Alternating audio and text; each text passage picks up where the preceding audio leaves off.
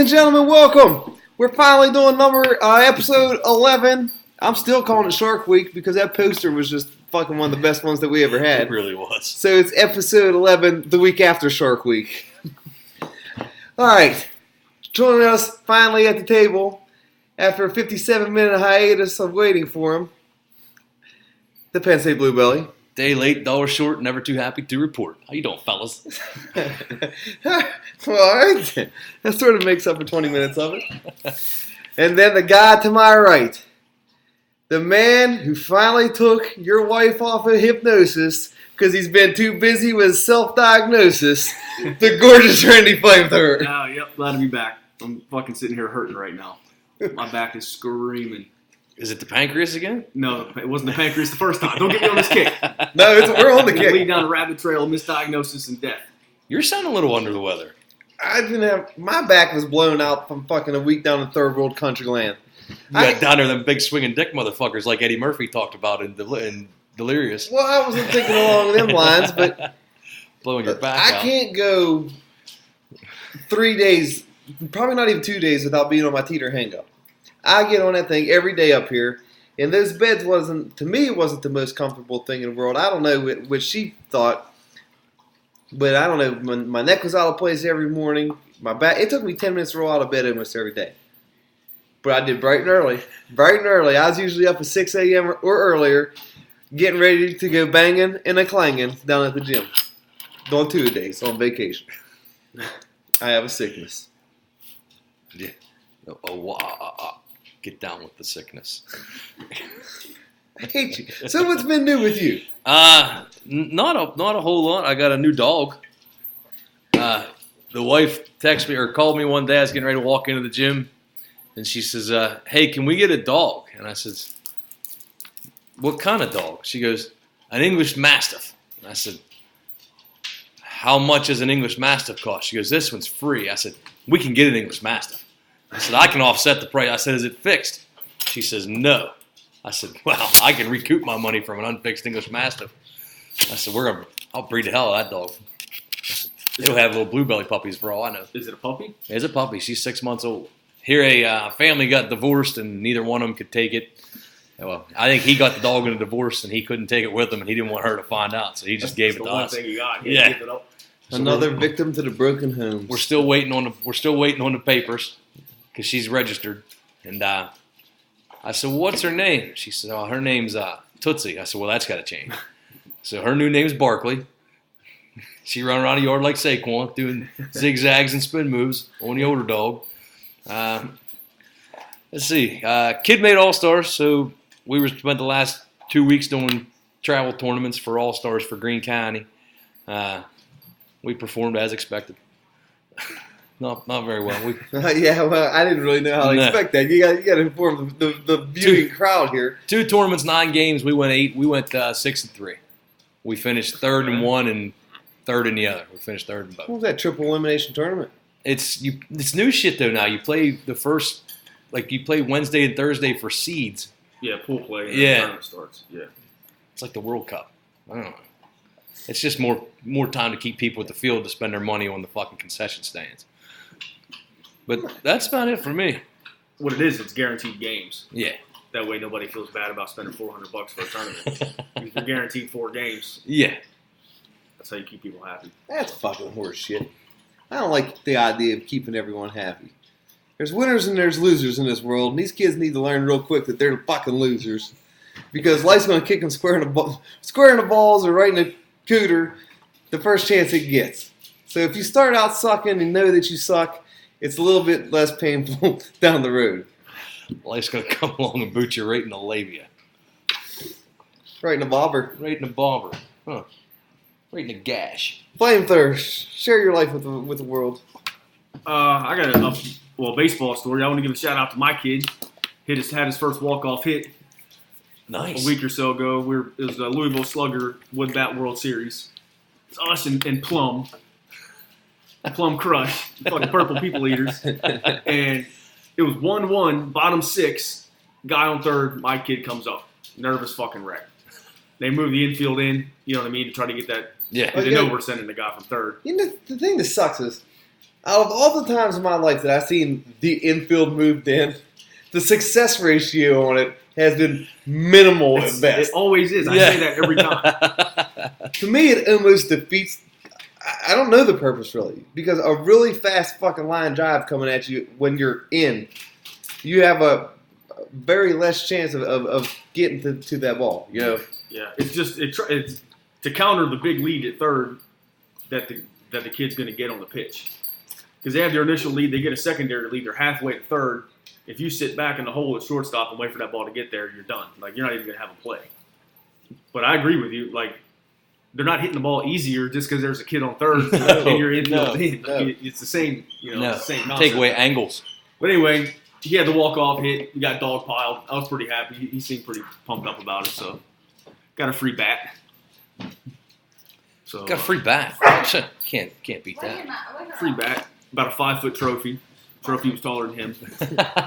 So his day with the Louisville Cup. Other than that, other than blowing my fucking back out, and Can you isolate the incident? yeah, dropping my phone on the ground Oh, no. and bending over to pick it up. Felt like somebody hit me with an ice pick from fucking way downtown, Jack the Ripper, right in my fucking spine. Got your bed down. It's the third time this year. Stood up to an All Arn 3 Anderson times. spine buster. All 3 times. I can name them. Once I was picking up a screwdriver, and I was already sitting when this fucking happened. I was sitting Indian style, trying to pick a screwdriver up, Racism. picking my phone up, and then turning my water on in my shower. Put me down on my fucking knees 3 times this year. So I'm thinking I might have an issue that's needs to be looked at a little You further. got to utilize legs, boss. You don't. I'll utilize legs if I'm picking up a fucking refrigerator, like shit you think about. But when you're just bending over to pick your phone up, it's like, oh, whatever. Pow, done. This Spina bifida. This week has been the worst week that I had. I'm pretty sure all year with my back. I didn't have too many issues at all, but yeah, towards the end of that trip, that kicked me right in the fucking dick, man. You would think between the belly and the man boobs that I'd be the one sitting here complaining about the back injuries. I'm good. Wait, you lose another 150 pounds. That's what's going Game to on? be. When you start bending Now, don't over. get me wrong. When I was yeah, exactly. When I was When's the up last time you towards bent over? when I was up towards the upper echelons, don't get me wrong. You get them I'd get spasms.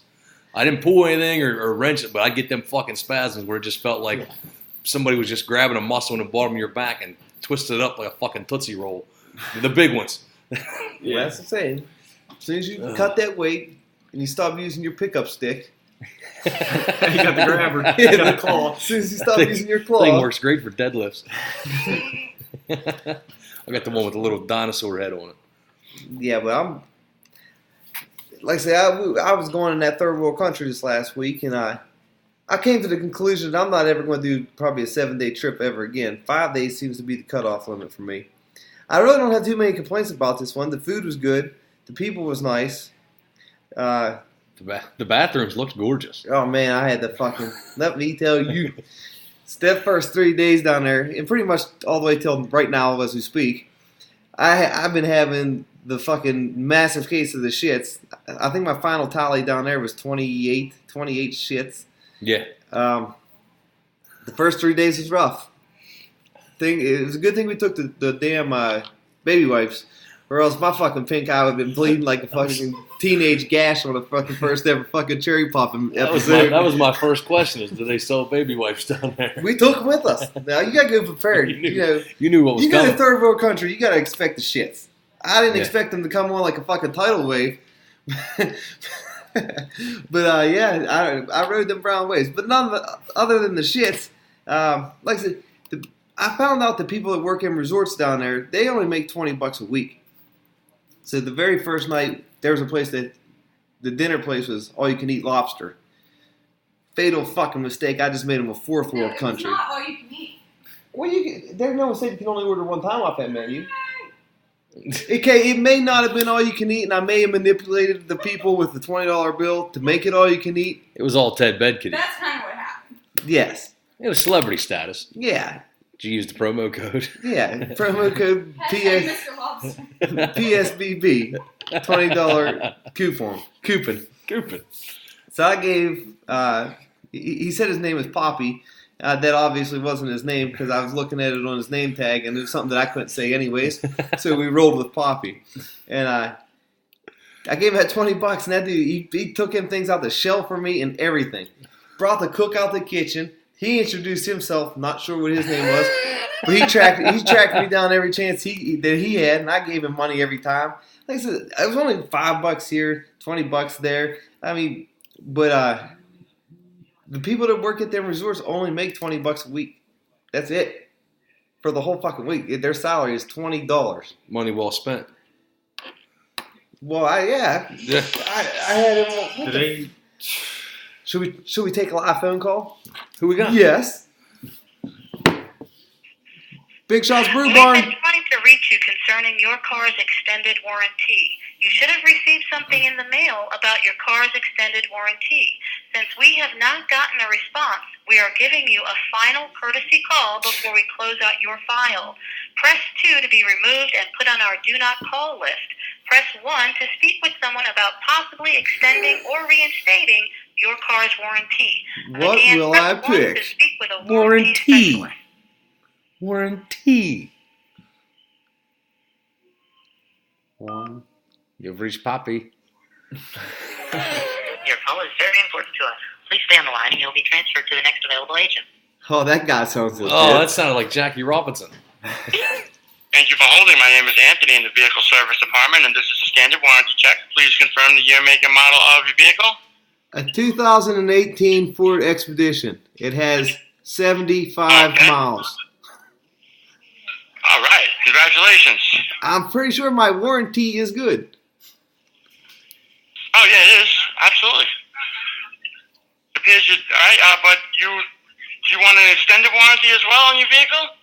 Your brand new baby? What kind of extensions are we talking about here? Everyone likes good extensions. Right. Okay, well, what I'm going to do is I'm going to have the Ford specialist jump on the line. And can you just confirm your first name so I can introduce you properly? Ted. You said Ken? Ted. T-E-D. Ted. Ted. You got it, Ted. Hold on 1 second, bud. Oh, this Tell might- me that guy doesn't sound like Ted the Bear in the fucking movie. Hello? Hello. Hi, Ted. Yes. Ted, thanks for holding. Hey, thanks for holding. My name is Ron Owens. I'm one of the senior coverage advisors here for your, well, you got a brand new vehicle, only 75 miles on it? Yeah, I just got it 2 days ago. Dang, congratulations. Oh, thank you. Expedition. That's nice. Thank you. Hey, well, so I'm sure the dealer explained to you your Ford warranty is 3 years and 36,000 miles on what they call, their bumper-to-bumper part. Why? And then they give you 5. Yeah, go ahead. Pardon me? Go ahead. I'm sorry. Did you buy an extended warranty from the dealer? Yes. I thought that's what you was referring to this time with the phone call. That's why I was confused. No, So am I even able to I'm get? not with the port. Yeah, am I even able to get triple warranty? Not triple. You don't need it. I'm not your dealer. In fact, all dealers are actually independent owned and operated. What we do is we specifically handle service contracts for all the Ford dealers nationwide. But I am not with Ford. And if you already did purchase an additional warranty with Ford at the dealership, then we don't need to have a discussion. You're already covered, and I'll go ahead and update my notes. And if that's the case, I appreciate your conversation. Have a great day, okay, Ted? All right, buddy. Good luck down the road. Thank you. Yep. Okay, folks. Apparently, we've just been trying to get live scammed on the air. Yeah. The second guy had some fucking Peter Griffin to him. I got a good feeling. name's Kenny? I got a good feeling that this guy was not selling legitimate warranties. No. But sometimes you got to string these people along and see where it takes you. And it just so happens every now and then they'll call while we're on the air, and it gave us a good 8 minutes of showtime. So at least you people get to hear what a live scam is now. So whenever you're hearing about this extended warranty, don't fall for their trap. That man was trying to get me. Too bad I can't be God. Guys sound like they should be selling bootleg CDs from Nate Dogg and Warren G's. What the fuck? Well, maybe you can discuss that whenever you have, or one of our sponsors give a commercial break later on. I do believe it was the national record mark.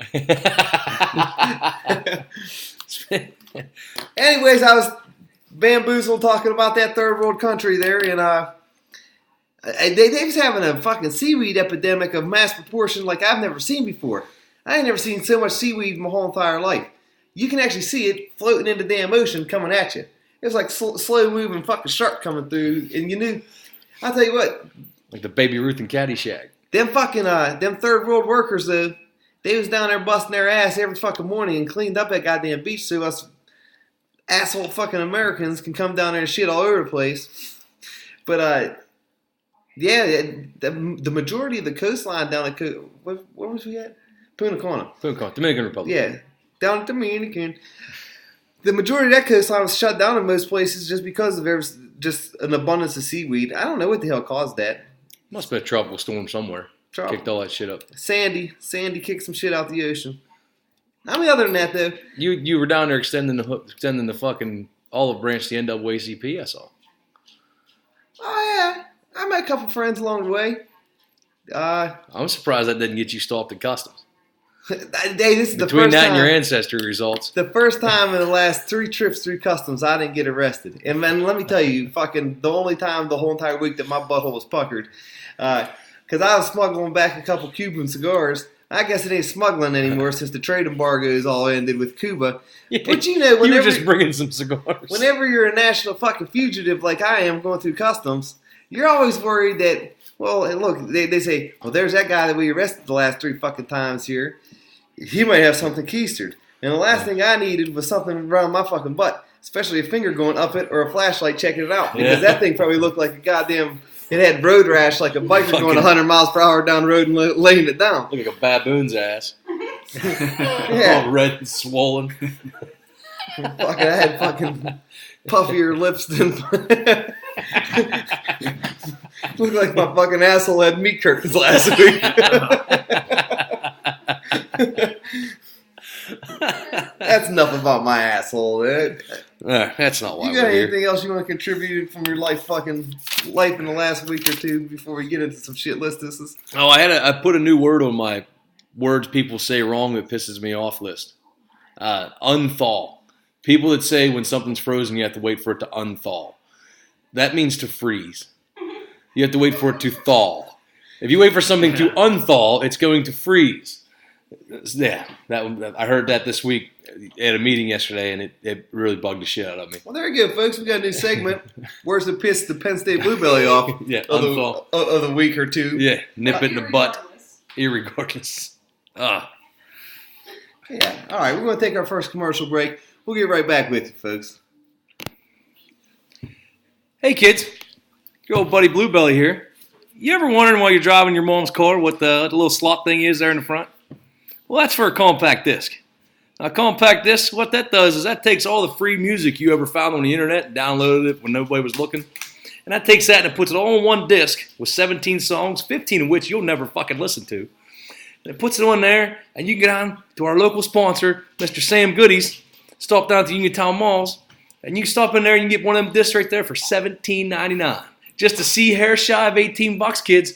And look, promo code PSBB will get you in the door, get you out with 5% off. That's 5% off. You can pick up the latest Rick Astley poster, maybe something from New Kids on the Block. And you can walk out there. Hell, they might even take that hard-ass plastic case off that nobody's ever been able to figure out. So stop in Sam Goodies down in Uniontown Mall. Make sure you use promo code PSBB. What can I get for you? How about something classic? Great choice. No. Hot and spicy. Wait, no. Smooth.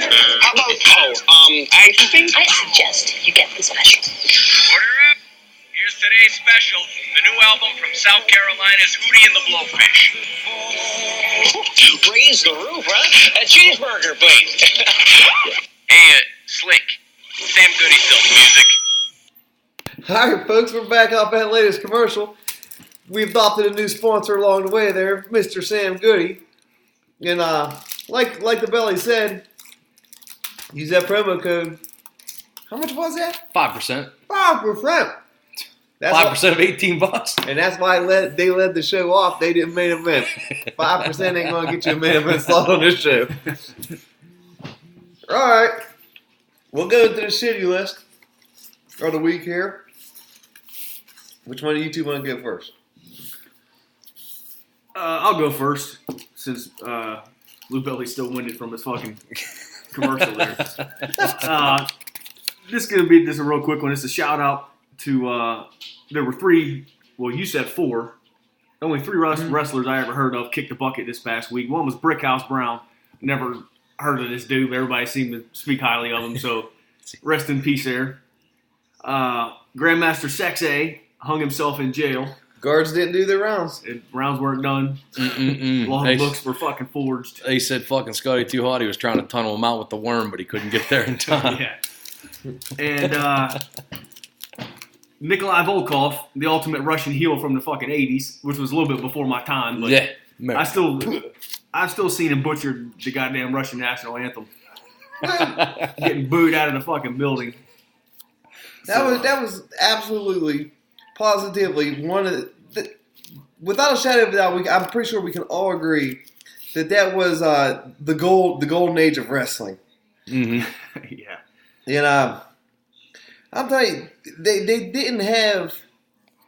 If you just watch the clips of the people in Madison Square Garden and stuff, whenever he was singing that national anthem, and them people had fucking hate in their eyes, man. Yeah. I always loved it whenever they scanned over that crowd. And you see that fucking the old lady out in the crowd. She's waving her fucking handbag, just fucking poking that finger at him, reading him the riot act. Sit down! You couldn't tell them fucking people in that crowd that wrestling was fake. No one's buying that shit. No way, no how. Nope. No, if you were a foreigner in the 80s, you were fucked from Jump Street. You were immediately hated. Like, I mean, they told stories where they got to sneak these dudes out in ambulances. And there was probably like an 8% chance that he was from Minnesota.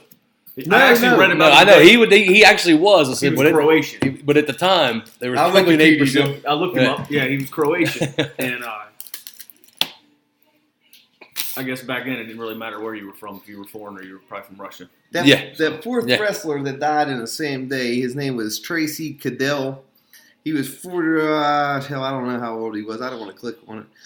But he was 41. He's a former wrestler and a promoter somewhere. I'm looking at him. I don't recognize him, and if I don't recognize him, he's probably a jobber. But nonetheless, they had 4 of them die in the same day. Huh. Rough week for wrestling. Yeah, it's pretty bizarre. Good luck behind the final curtain, boys. So, in honor of the 4 wrestlers that perished in one day, let's have a brief moment of this. Unless it's an ad. The ad won't work. It is an ad. Wait one. To my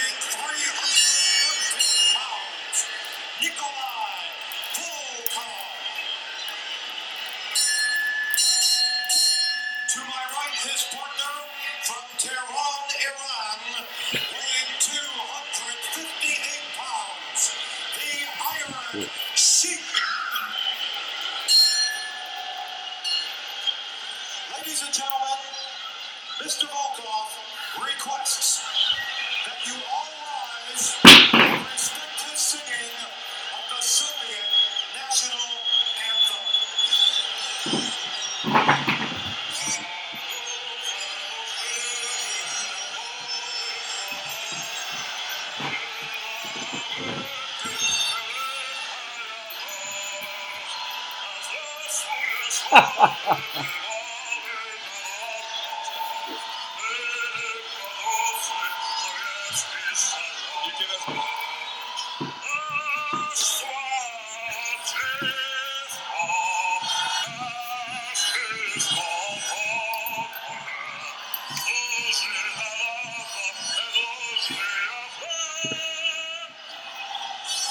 Russia, number 1, Iran, number 1, USA,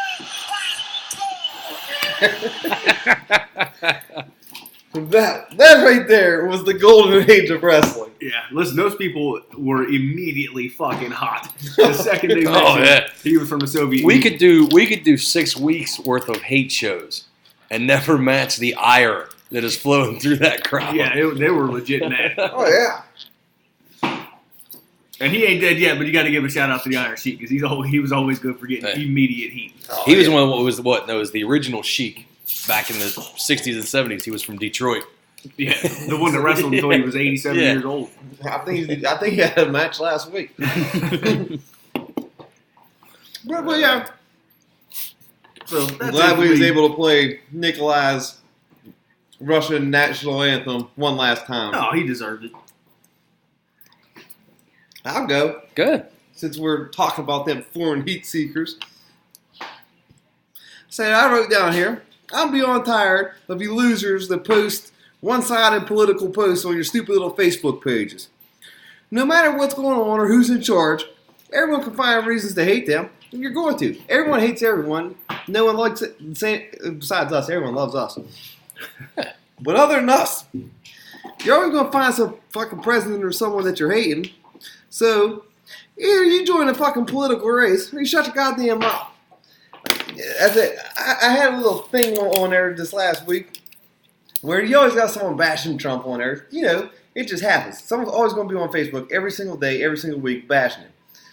So I says, okay, I'll counter-punch with you for a little bit. I said, for every bad thing you're going to put on here, I'm just going to fucking copy and paste a good article right underneath it. Just to give you a little, ha-ha. A little tete-a-tete. I can't even remember what stupid article was on there that they put. But it was one of the stupid ones. You know, it was one of the stupid Trump bashing ones. So I put underneath there, Trump got to Korea, the remains of all the soldiers over there in North Korea or whatever that's been over there for the last 65 fucking years or 75 years or whatever that no president has done before him. So he brought back the dead remains of these soldiers, but no one wants to say anything good about that. You know, but that dickhead, he might be in collusion with Russia again or whatever. Oh, we got bashed forever. I hope he teams up with Mother Russia and they just form one new world order. Like if Trump comes out and he says, I want all of you to stand up and shut up. And he says, oh, God, oh, no. Starts singing the Russian national anthem. I wanted to end up being like the NWO, whenever no one knew who the third member was in the NWO. I want him going to his re-election run. I want him to go, well, Pence is stepping down, but I got a vice president in my back pocket. And then the Russian national anthem kicks and fucking Vladimir Putin shows up. Bare chested on a horse. That is jacked. Oh, yeah. I don't know how old he is. And he knows the judo. I don't know how old he is. But they showed a couple pictures of him fucking cruising and bruising, riding his motorcycle without a shirt on. For however old he is, he's probably still pumping some good HGH through his veins. Him and Stallone got the same doctor. But the moral of my compass there was, for you fuckheads that's out there always posting these one-sided political things, if I don't already got you blocked, I'm coming for you. I'm coming for you. I don't care if you want to be friends with me or not. Not just the snooze, the block, the No. full block. The unfollow. Oh, no. Yeah, I'll put you on. I'll hit it. I'll hibernate your ass like it's fucking wintertime once and you're a bear. You ain't getting my honey poo. No, can't get that. I want to go see the new Christopher Robin movie. Oh fuck. We'll talk about movies later on. Okay. We'll start state news. U.S. News and World Report put out their list of the best states. Best steaks. Best states. Oh. States. Yeah. Somebody say steak. Yeah. Continue. I want some steak. I'm sure Pennsylvania wasn't nowhere near number fucking Pennsylvania, number 38. one. Deservingly so. Staying close, West Virginia, number 47. Well, I guess they only do have Morgan. Yeah. Nevada, 34. Well, they only got Las Vegas. Yep. Our good friends out in California, 31. We'll start at top 10. Number 10, Colorado. I said that. I said it. They're on up and coming ever since they legalized that dope. They got the good money. Let me run through this list and see if you guys can show me a common thread when we get to the end. Number 9, Vermont. Number 8, Massachusetts. Number 7, Nebraska. Number 6, Washington. 5 is New Hampshire. 4, North Dakota. 3, Utah. 2, Minnesota. And number 1 coming in, Iowa. So if I sat here and asked you guys to name me the 10 whitest states, yeah, I'm thinking the Big Ten is dominating this fucking. you think you could give me a better list than those 10 fucking states? What was the criteria? Like Iowa got to their top because they broke it down in different subsections. Iowa was number 1 in infrastructure, number 1 in broadband access across the state for its citizens. Was number 3 in healthcare, number 4 in opportunity moving forward, job growth. Was number 5 in education, percentage of elementary kids that ended up with college educations, and number 9 in quality of life. I said I hashtag that mighty whitey. Like there was a whole bunch of different criteria, and they averaged them together and come out with it. So Pennsylvania, we just terrible infrastructure, terrible schools. I Awful don't know how we healthcare. can have terrible infrastructure. I mean, clearly, entertainment wasn't a part of that criteria. No. Those are 10 states that I would never fucking. Other than Colorado, which you can at least say has Denver and the mountains and shit like that. What the fuck is in these other states but cornfields? Yeah, Utah's got some mountains. A lot of Mormons. Yeah, Those are just bleed over mountains from Colorado. Yeah, that's true. Those are leftovers that they couldn't fit in that state. Yeah. I mean, I don't know. Washington's got some good vistas up there, I guess. If you like pine trees. I've never cared for the idea of the Pacific Northwest. It's too fucking rainy. Nah, it's like it we don't get even enough goddamn rain around here. I don't want to go anywhere we got else. more rain in Seattle. And there's Yetis. And they got the Yeti. They got the Yeti. Yeti. We got the official report in on that. Fucking last year, Pennsylvania got more rain than Seattle did.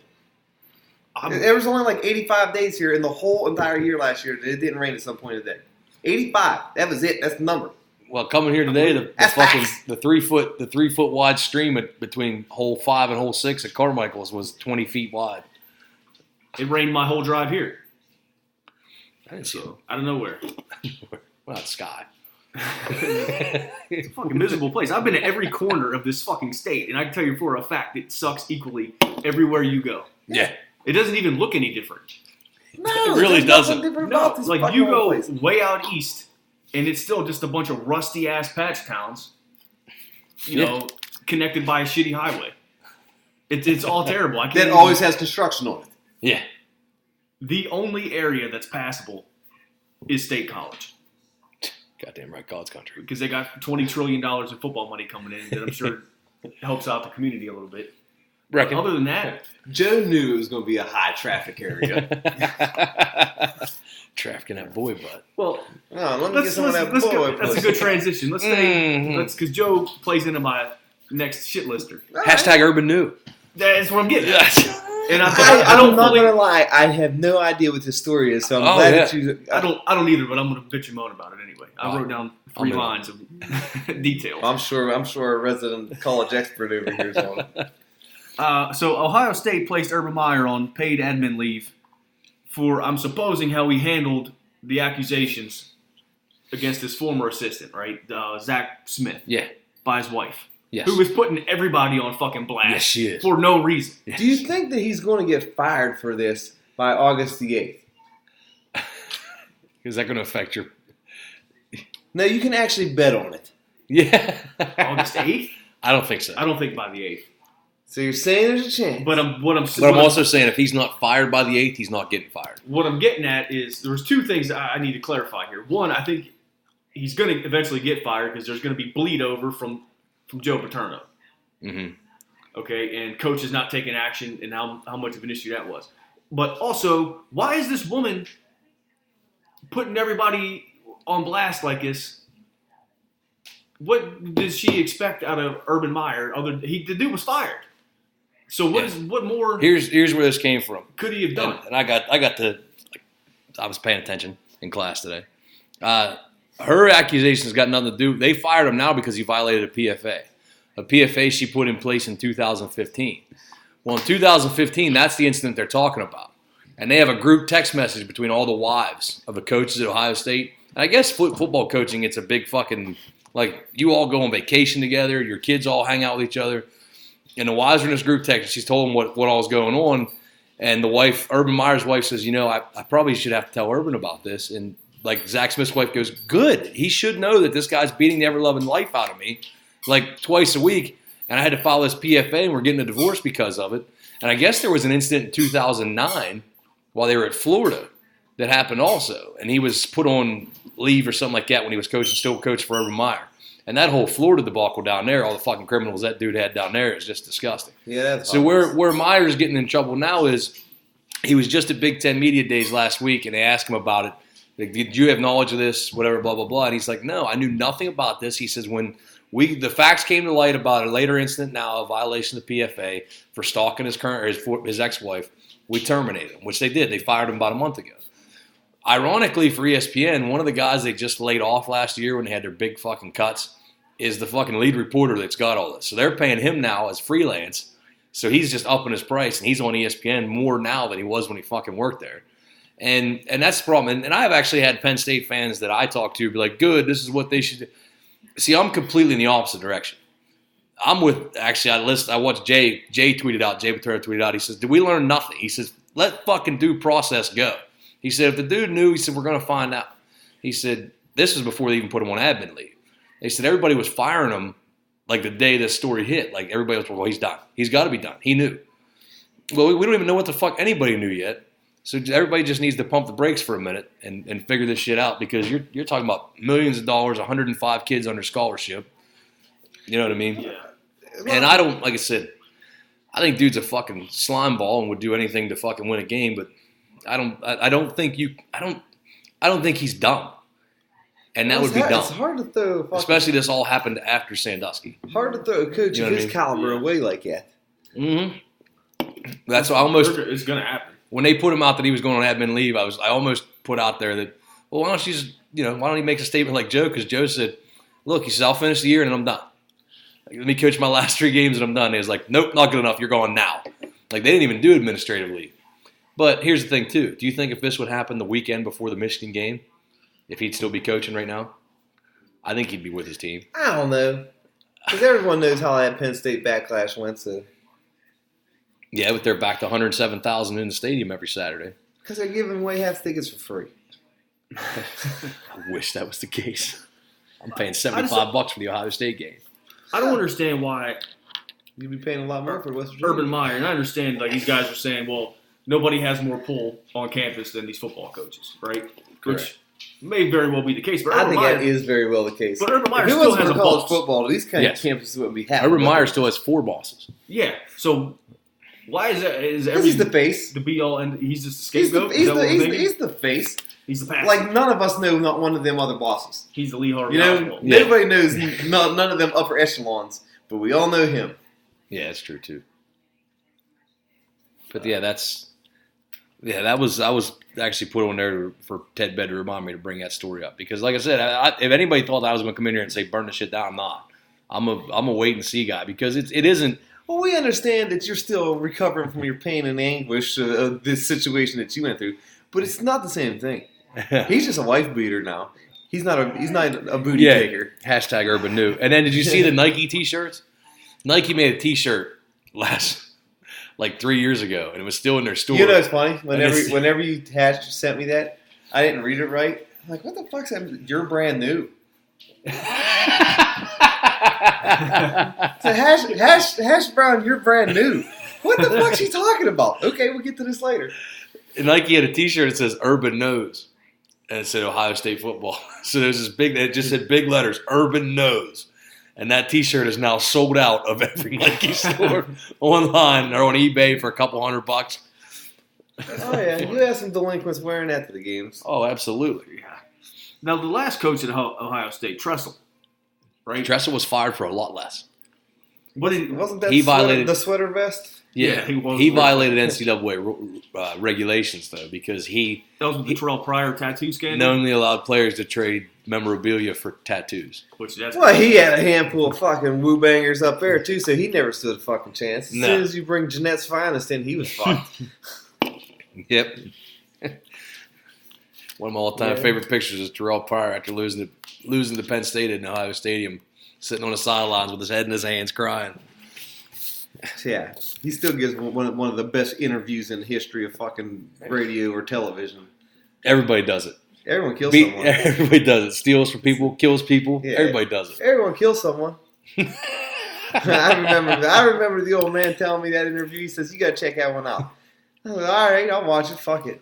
Everyone kill someone." I was like, "This guy's a fight. We'll see him. I'll see you soon. See you soon." Between him and the Cardell Jones talking about paying the players, he said, "We ain't come here to play school."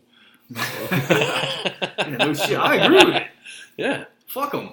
You know, if a dude wants to trade his fucking jersey for tattoos, Yeah. the motherfucker's the one bringing all the money into the program. You can't tell me Penn State College has the best roads in the country because their engineering program It's them is guys world are famous. Get the fuck out of here. defensive lines out there paving the streets with gold. Them dudes ought to have free run of that town. Yeah. They pretty much They do. pretty much do, but I mean, They do. Just They- every once in a while, some nerd comes and calls them out. Yeah. That's all that is. yeah. Some fucking jealous hater. Terrell Pryor's getting tattoos for his jersey. Fucking. I tried to get a tattoo for my girlfriend. They wouldn't give me a free one. I told them I'm on the fucking academic team. Here's your, since you brought up the haters, I got to fucking poke the political poke for the haters. While I was in the gyms down at the third world country, they had news on all the time. So I'm just always fucking looking over there. None of the speakers was on, so I was just reading the articles there. And there they had the Fox News. Fox News is a good one. Seems like they're always on Team Trump. So I said, for all you haters out there, do you know the deficit's down $50 billion? And he took 3.5 million people off welfare so far? So they can suck it. Don't care what he does for the rest of his whole entire presidency. $3.5 million off welfare. It makes me feel that much better whenever I go to bed. I laughed hard this week watching the people with the posts about the gross domestic product, the GDP being up to 4.1, and everybody putting it on there. Trump's got the GDP at 4.1, and it took all I had not to go. Explain the GDP for me. Yeah, isn't without copy and pasting. Isn't that a good number? Yeah, but I just don't think anybody knows what the fuck it means. They just read on FoxNews.com that it was a good thing that fucking Trump figured it out. Yeah, everybody just wants to be a part of something. Yeah. I'm just happy that deficit dropped $50 billion. I hope he somehow, some way pulls it out of his ass to get it down to zero, and then everyone is forced to say, "This guy might be the greatest president of all time." Well, did you see the black pastor group that was in the White House the other day that they were live streaming out of the fucking the conference room there, and the one black he's like, "You guys don't understand." He says, President Trump is probably the first or the best pro-black president we've ever had. He said black unemployment's down. He said he's working on prison reform, yada yada, all this other stuff. He says everybody wants to talk about Obama. Obama got a free pass for doing nothing. He said he did absolutely nothing for the community. I just don't understand. Like, this has got to be the worst. Like, I don't know the word for it. Like the biggest shit show of a presidency though of all time. Sideshow. Yeah, it's like a circus, man. Like Bush had some haters, but it was nothing compared to like what Trump has to deal with every single day. And I don't understand why. And then Obama, like, you couldn't say anything bad about him, or they call you a racist and everything else in the world. I don't know. It burns me out. Like, I'm tired of hearing about it. The problem is I think we have too many fucking news sources, so everybody has to try to get their own spin on a story. And back when there was only fucking 3 media outlets, the AP, the UPI, and fucking Reuters across the pond, everything ran a lot smoother. It's a good thing this is the only news outlet that you need nowadays. Tune in, folks, every 6 to 8 weeks. Good, continue on. All right, Dilly. Oh, here's one for some fucking gross out shit. There's a fucking massage parlor in Poughkeepsie, New York that'll put boa constrictors on you and allow them to slither and constrict up and down your body as a form of massage. What part of that sounds like it could be halfway fucking good? Absolutely none of it. None. I don't even want to get into the fucking happy yet. I ain't a fucking fan of snakes. I ain't a fan of snakes as it is. And I'm not going to pay you to drop ones that can wrap around my fucking neck and pop my head off like goddamn... No. I'm not even going to sugarcoat it with I'm not a fan of snakes. I fucking hate them. All of them. Even the black ones. Because they're like, oh, don't kill the black snake. They keep the rattlesnakes. No, it's a snake. Like, see, I'll give the black ones a free pass. Like, hey, you guys, I see you on the mower. I'll give you a free pass. When I come back around here, if you're still here, I'm running you over. I'm dropping the deck, and you're getting fucking shredded. I said, but if you're gone, you're gone. We have a good agreement. Most of the time, they're gone. If not, shit happens. It's consequences for actions. They got to learn it. But yeah. I owned a snake. I had a big boa. about 7 feet long. Did you fucking invite little Asian people over and put it on and massage them and shit like that? My kids used to drag it around by the tail, like around the house, like a fucking like a rope. The key to them is you got to feed them enough. You got to overfeed them so they don't have an urge to fucking hunt. Like that's the key, and it shortens their life. But that's how you keep them calm. But you don't want a hungry fucking snake, especially one that can swallow a kid. Maybe that's how we'll solve your anger issues, Bed. We'll just keep feeding you. No. That's why you're so angry all the time. It's your CrossFit body. CrossFit body. I got fucking on my list here. My good old buddy from Ontario fucking called me out. Putting your pecs out there. He called my fucking. He called my pecs out. He's saying good old Ted Bed needs to start fucking, focus a little bit more on that chestorial muscles. And I'm like, fuck. I try and I try and I try. I just ain't got the genetics for this shit. But I'm getting there. So, Charles, challenge is accepted. As soon as this overtime slows down at work, or I finally make $150 million like I want to, whichever one comes first, I will dedicate my time, take the right medicine, ingest the right vitamins, suck down the protein, and not the gay way. No homo. Now, speaking of that, did you ever try that carnivore protein? Speaking of what? Protein. Oh. You talking about your homo shit. You mentioned homo and I don't even pay attention to that. Fuck you. No, dude. You talking about the beef protein? Yeah. It's called carnivore. That's the name of it. The idea of it grosses me out. I've read about it. And it seems like it could be a rough takedown. Because it says fucking chocolate. Or, whatever flavor. Yes. But I can't get out of my mind just that it's going to taste like blended up fucking hamburger meat. Yeah. So I never pulled the trigger. And I don't know if you've seen the size of the jugs, but it's not like a fucking 8-ounce coffee can of this shit. It's a 55-gallon jug that this shit comes in. Yeah, it's got bone in it. Fucking so pretty much, if you don't like this, you are strapped at fucking 40 pounds of fucking cow parts. Dry fucking muscle, animal fucking in a can. I'll tell you what you do. And I witnessed this. I went to GNC to get my Mr. Hyde, which is probably contributing to my fucking rotten guts right now. But anyway, it's beside the point. This lady, she's got a jug of like vegetable protein or some shit she's bringing back. And she already fucking had some of it. She gives it to the guy. She's like, hey, I want to return this. He's like, what's wrong? She's like, I don't like it. He's like, all right. What? So he just took it back.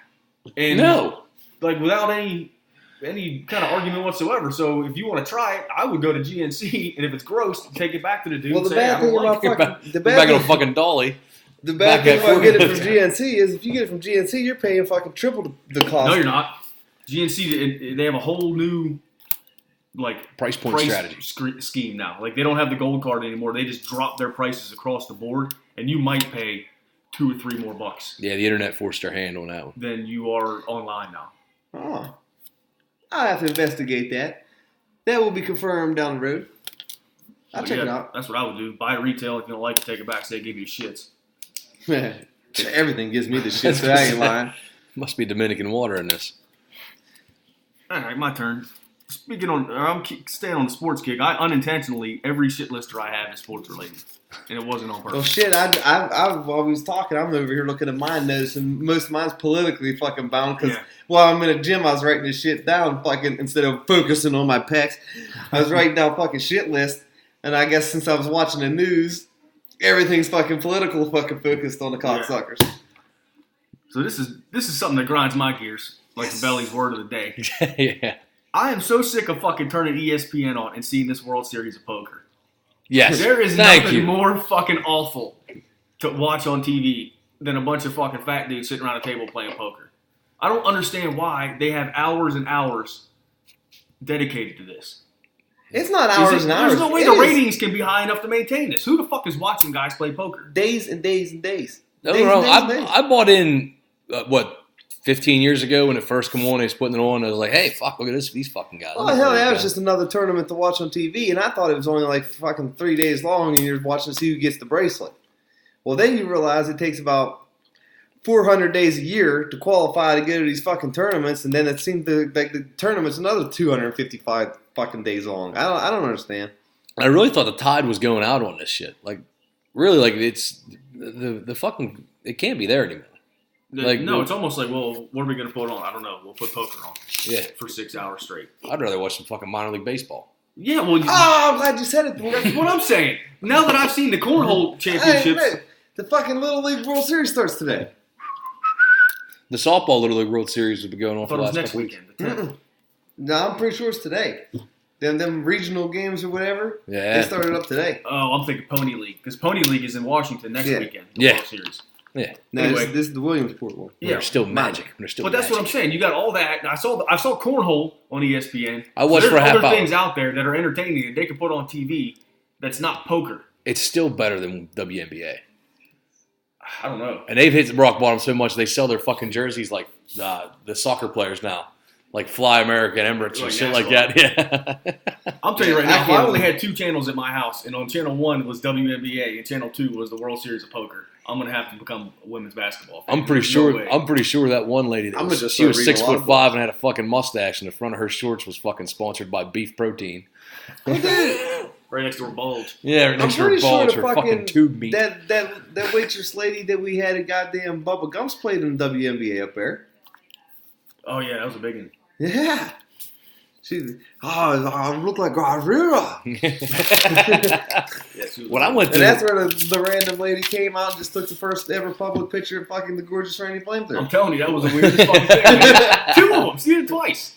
She did it once because she knew the flash Not would even catch my sneaky eye. either. No, she come out around the corner, and I saw the flash. I turned around and looked and see what it was. Bang, she got me again. And then she ran off around the corner. when I was at fucking local high school 13th grade university down the road there, they had a fucking basketball player down there, and she was 6'8". I said, "Holy fuck, she's a big fucking Russian or Hungarian broad. I don't even know what the fuck Big she East was." German, bro. Yes. Can I get around you in the food line? Anyway, moral of the story is poker sucks Poker on TV. So, do away with it, ESPN. Or you're going to lose your sponsors like Sam Goody and fucking Yeah, Blockbuster Video. we're taking them over. I got a sponsor we could take. Hey, what? Papa John's. Nah. Papa John's would be more than happy to fucking sponsor some folks right now. Anybody keeping up on the Papa John scandals? Papa John scandal? Yeah. I just sent him an email. We might be able to get some coupons Uh-huh. out of this. Speaking of sponsors, did we ever use Blockbuster as a sponsor? I reckon. Yeah. Yeah, it was like one of the first shows. I just read that there is still one One. Blockbuster Video active. One. It's like That in they Alaska, isn't refuses it? to close it. Yes. So we are still on the Illegal. Well, You're still in yeah, legal we're fucking still- limbo. we're still on the cusp of being sued by one of these corporations. So the Papa Johns, they fired their fucking chairman, Papa John, Right. because they were at a fucking board meeting. They were talking about hiring Terrell Owens as a spokesperson. He's like, no, dude's like got shady character issues. And if he let it go at that, it'd have been it. But I guess he went on to be like, didn't you guys ever hear when Colonel Sanders used to say, and he went into a Colonel Sanders voice, and he dropped the N-bomb in some fucking racial fucking slur type fucking rampage.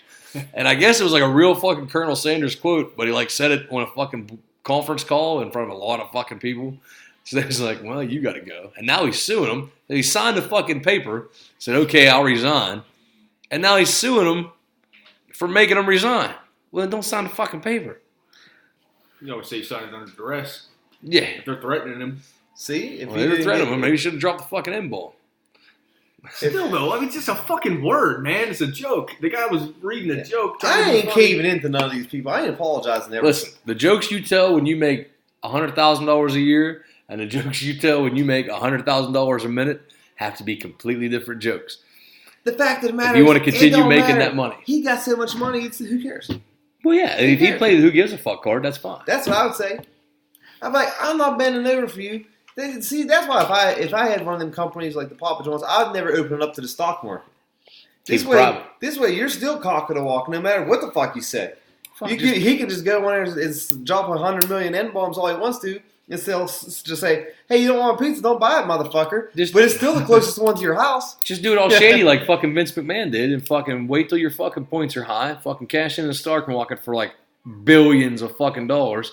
Make your product a fucking shit show again. Wait till all the prices go down, buy all the shares back at a fucking mint, and then fucking start putting the competition out of business. So now, you know what? You're the only game in town, pal. Genius. All that money's coming to you. He's a fucking genius. Vinnie Mac. That's all I got. All right. Well, not all I got. That's all I got for that one. Okay, this is my last political one I got for the evening. And it's tied to stupid ass Facebook again. Facebook's the fucking bane of fucking the world. Facebook's at it again. Says it found like 23 profiles on there ready to corrupt the next elections. I said, who cares? Yeah. I hope they shut Facebook down. Kind of worked out in our favor this time. Really hope they do. I mean, other than me losing all my pictures that I save on there and the free advertisement with the show, it don't matter. We got so many fucking listeners on here. We got the word of mouth down. We don't need the Facebook advertisements.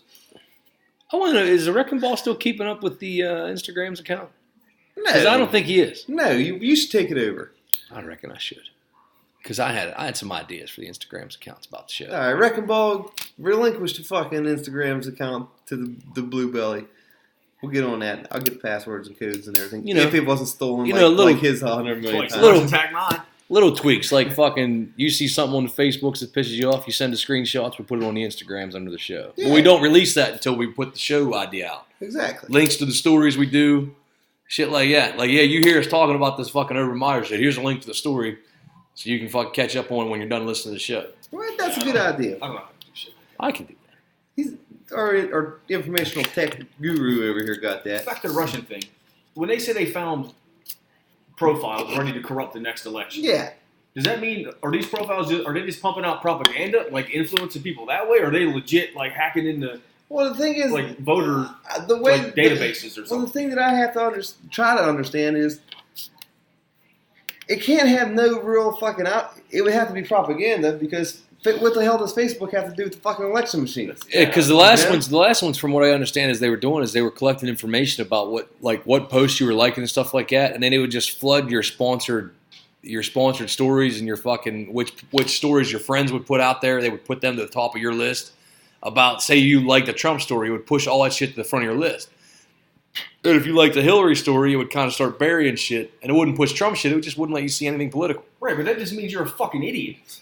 Oh, absolutely. Because they could have flooded. I could have saw nothing but pro-Hillary propaganda for 8 months straight in a row, and I still would not have voted for her. You'd have quit Facebook. Yeah, like why? If you're influenced, you would have broken so many iPads. If you're influenced, no, I wouldn't. I would have just turned it off. Nothing gets that much effort out of me anymore. No, yeah. Like, I ain't breaking up where I got to spend money like that. Yeah, if you're if you're influenced by anything you see coming from a third party, you're a fucking idiot. Yeah. Like, there's no excuse. Well, I've read this story and I've completely changed my mind. How? You're a fucking moron then, because you have no baseline of no standards. You're just going from No, because you'll read one tomorrow that'll change it again. Yeah. Fuck. Sack up. So anybody that's influenced by that doesn't deserve to vote in the first place. Dumbasses. My turn? Yes, sir. Sure, why not? You're on a roll. Yeah. Keep on trucking. Let me see here. Let's go back to flamethrower sports. Yeah, this will be a quicker one. The Baseball Hall of Fame was last weekend. I like this class. It's my favorite class of all time. I didn't even see not one person in it. My favorite baseball player of all time. Pete Rose made it. No. My personal favorite baseball player of all time, Chipper Jones. Yep. First ballot, greatest switch hitter of all time. Larry Jones. Larry Wayne, Chipper Jones. I like seeing him play with Mantle. Mickey was a great switch hitter, though.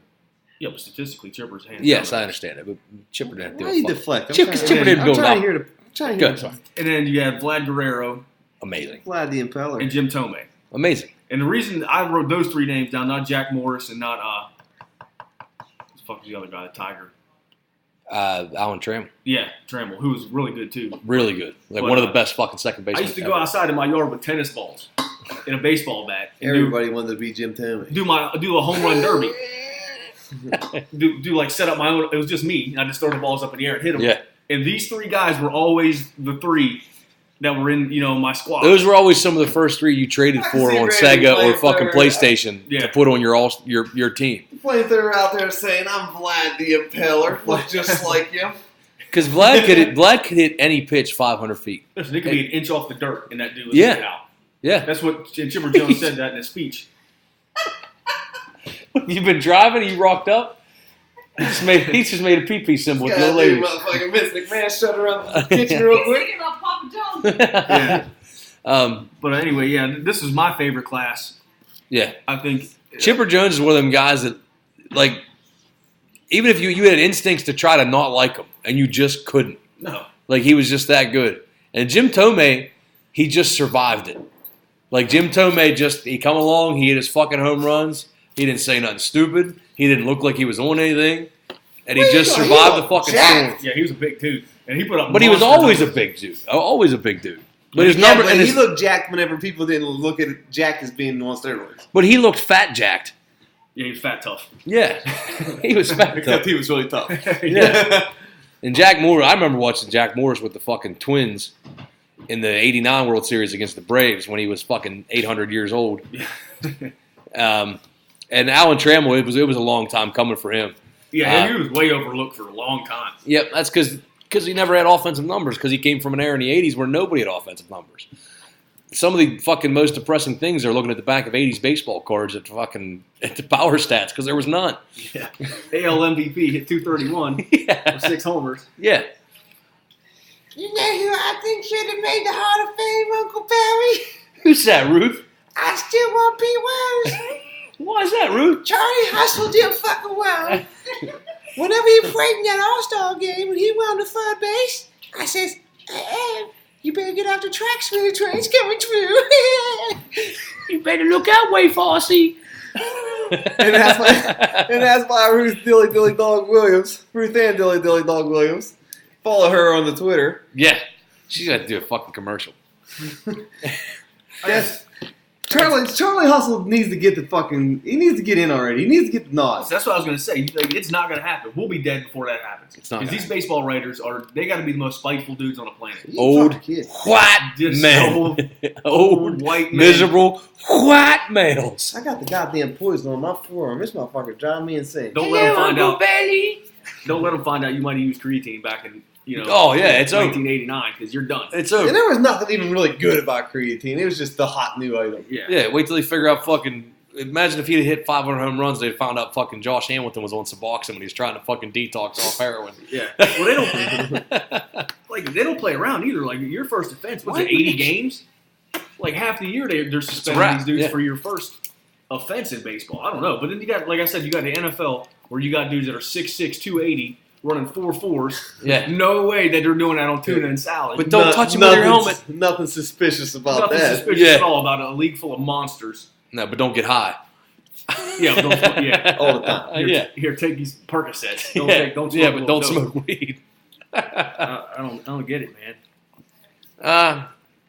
I'm still the resident fat guy, so in fat people news, Lay's is set to introduce 8 new flavors. Lay's potato chips. Ain't nobody got no time to buy no chips. But go ahead and tell them people what in the Central Gulf Chesapeake Bay region, they're bringing in, Central Gulf region, they're bringing in Cajun spice. And everything nice. They got the crab spice coming in the Chesapeake Bay region. Oh, the Old Bay. The Old Bay. Pretty good. They already make those. Yeah, but not Lay's. They got chili con queso, deep dish pizza, fried pickles and ranch. I like it. New England lobster roll. That might be weird. Pimento cheese. That's also weird. And Thai sweet chili. That's probably good. Yeah, it sounds like a fucking rundown for somebody's fucking beef jerky of the month club. I don't think we ain't had one of them packages since I hated on them guys, unless she's been fucking hoarding it somewhere.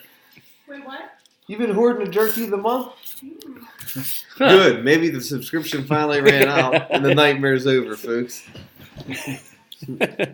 Third world jerkies, it's done and over with. You still got one more pack of orange peel mush coming in. See, but I think the Cajun spice sounds the best. I'm not a big Cajun spice guy. Yeah. You want the fried pickle? I'd eat fried. I'd try it once. I like the pickle fucking seeds. Oh yeah, they're the best. I like the dill pickle sunflower seeds. I like pickled chips. Yeah, I've never had pickled chips. They're good. I'll tell you what, they got a little tang. I don't like a sour taste or something. I don't know. They're very peculiar, and that's why I like them. Yeah. I don't like the same old. You gotta kick yourself in the mouth every once in a while and try something new. Did the dog scratch you? Or is your poison traveling to your head? That's not fuck. I don't know. Over here on this side. You better not be bringing back some third world fucking. Oh no. The measles outbreak's coming. I told you motherfuckers I'm taking you all down. I need my Asian fucking mask. No, I was at the golf course the other day and reached my hand down into that goddamn poison to get a ball out of there. Fucking, I guess. Walk away. This shit spreads. Did you take an illegal draw? Probably. I've been known to use a foot wedge. No wonder you beat a man, boy. No, he got me good the other day. Okay, where are we at? Your turn. Go. I got 2 left. How many you got left? Anywhere from 1 to 3. I got at least 2 left. I got two lists. All right. Well, 2 seems like a fucking number, dude. All right. Well, let's take a quick commercial break. With 2 left, Ruth's got to take a piss. We're going to take a break. See what kind of sponsor come at you. Hey, folks. Sky's here down at the Brew Barn. We got a commercial for you here. And you're taking family out for a drive, and you're sort of in a bind. You need to go get a big, huge meal. Don't got many dollars. And you're in a pinch. But you see that golden sign in the sky, the Old Country Buffet. And you're thinking, there's no better place I can take me and my little wrecking balls while we're on our vacation in Erie than the Old Country Buffet. A place where you can sit down with people dirty and schemy and scaby and fucking botulitis, just like myself and my little fucking dirty kids coming out of Splash Lagoon. And we can start digging our fucking meat hooks into all these fucking dishes, the mac and cheese, the fucking soft serve ice cream machine that hasn't been cleaned out in 2 decades, a little bit of pot roast, or we're not sure it's probably a little bit more pot and a little less roast. And you think to yourself, well, what do you think to yourself, flamethrower? I think to myself, there's no place I'd rather go than some scumbag establishment where I got to elbow my way through waves of white trash to get to some place where some little black kid's blowing snot bubbles on my dessert. White And trash! speaking of dessert, you cannot counter the fucking counter that they provide. You have cookies, ice cream, cakes, anything that you're looking for, the calories will mount in no time at all. But, like I said, there's no better place you can take your family in a crunch. When it's crunch time, you go to brunch time at the Old Country Buffet. When you're there, you tell them that the Brew Barn sent you, use the hash brown code, booger hooks, and they're going to knock a good 15%. 15% off your bill. Mom, Dad, I ate my vegetables. I'm getting a cookie. Okay. At Old Country Buffet, there are over 90 items to choose from, but none more tempting than dessert. Whoa. Hot cobbler, apple crisp, all kinds of cookies and cakes. You can even build your own sundae. So go for it. Whoa. That's a cookie? Yeah, it's in there.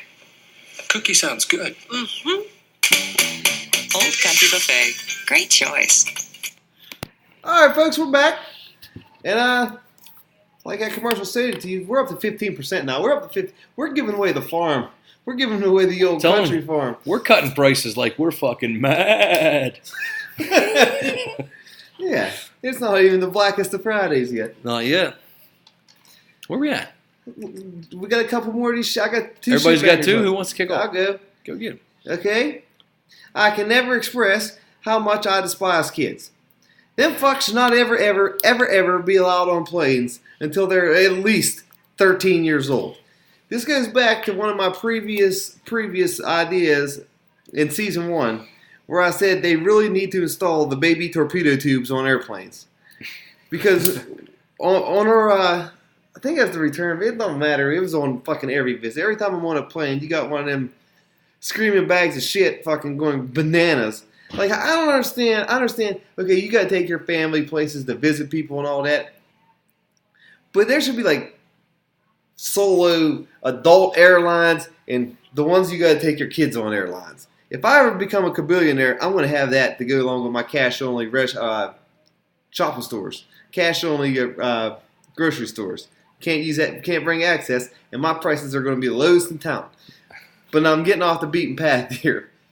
Taking them fucking kids on an airplane, I don't think anyone in the world is a fan of such a thing.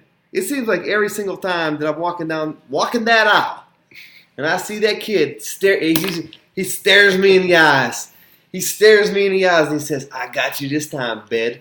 You think you're going to come onto my flight and lay your little head on your stupid looking fucking green pillow up against the wall, get a good 4 hours of rest between trips? Not so fast, pal. First thing I'm going to do, I'm going to be quiet. I'm going to let you close them eyes. And right when you get to the deepest, darkest parts of your slumber, oh, it's on. First, I'm going to shit myself so everyone smells it. And then the kicking starts. and then you're gonna get the Bananarama. No rest for the wicked ever. So, like I said, as soon as I can install them torpedo tubes for your babies at 30,000 feet in the air. Well, they got the kids free restaurants now. So it's only I didn't know such thing. Yeah, there's a couple in Pittsburgh. God bless them. God bless them. It's only a short jump to airlines. A kid-free resort. What's the cutoff? What's considered a kid? I said 13. Ted Bed says 13. I'm gonna rob that. I don't know what the specifics are. Not really getting into it. It just seemed like a nice round number. Kid-free resorts. They give us some smortions when as you're walking out the fucking gate. Nah, you guys had a little too much sex. We're gonna need you to take this pregnancy test. All right, step next door so fucking Poppy can give you a fucking shot to the gut. I mean, listen, every now and then you strike it lucky and you got you got the quiet, respectable ones on there. But more often than not, it's a holy terror. Mm-hmm. Every flight I ever took was fucking uncomfortable anyway because I got to wedge my big ass into in between the rows and shit like that anyway. Well, keep on losing that weight. You ain't got to worry about that. Losing weight ain't got nothing to do with 6'4", son. Oh, yeah, it does. That's still... You're getting old, too, so you'll be shrinking pretty soon. I'll start shrinking soon. I believe it starts in the penis. I got nothing to counter. Started right at birth. I got nothing to counter that. That fuse been lit. It's getting smaller and smaller every year. All right, good. That's all I got for killing kids again. Again. All right, what you guys in the mood for first? College football or the NFL? NFL, because I ain't as excited about that. Yeah, me either. Well, I wrote down the Super Bowl odds like I guess I do every year. Yeah. All right. This will only be the second year. But anyway, here's your top 5. Super Bowl favorites. Pats are at 6-1. Then you got Rams, Vikings, Steelers, Eagles, all at 10-1. Rams, Vikings, Steelers, Eagles. I don't like none of them. And my Ravens, 50-1. Yeah. And the worst seeded team, what do you call it when you're betting? The underdog. The underdog, yeah. Long shot. The Cardinals. Really? 100-1. Yeah, you got Sam Bradford stepping in at quarterback. You're pretty much fucking mailing it in. But it surprised me because I was fully expecting when I got to the bottom of that list to see Cleveland Browns. Because they pretty much held that spot down for years now. Everybody wants to love Baker Mayfield, dude. Cleveland. I want him to do good. I do. I'm rooting for him. Cleveland had 6 or 7 teams under him. I still think they could have got Mayfield at 4 if they'd have taken Barkley at 1. That's what I said. They're stupid. That's a dumb move. But whatever. That's why I like the Giants to win that division this year. To win the NFC East on Saquon's legs. Saquon's big fucking tree trunk. Well, that's not legs. the easiest of divisions to win. No. Not when you got the fucking Eagles and the fuck Cowboys are always going to do something. You still got Zeke roaming around down there. Dak Prescott with nobody to throw to but a couple 5'8" white guys. I have no reason to, but fellas. I'm kind of rooting for the Rams this year. I kind of like what they're doing out there, man. I think they're building a pretty fucking good team. I like the blue and white Rams, too. Yeah. I'm going with I'm always going to go with the Patriots just because I love Tom Brady. They made a sneaky good move yesterday. I didn't see it. They signed Eric Decker. Oh, yeah. Nice move. It is a sneaky good move. You know, Patriots can fucking get all the life they can out of a couple middle-aged white guys. Yeah. Tom Brady makes everyone look good. But I got my number 1 will be the Patriots like always, and I'm moving them from the back burner to the middle burner because they're getting closer to being my favorite team once Tom Brady retires. The Las Vegas Raiders.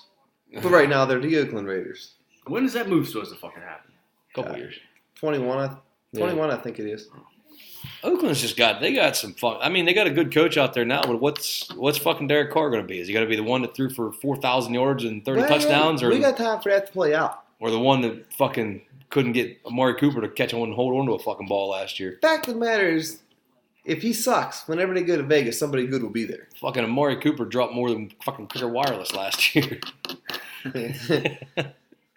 So like I say, I got Vegas on a 2-year. They're in my farm team. They're in my farm system right now, waiting for me to call them up.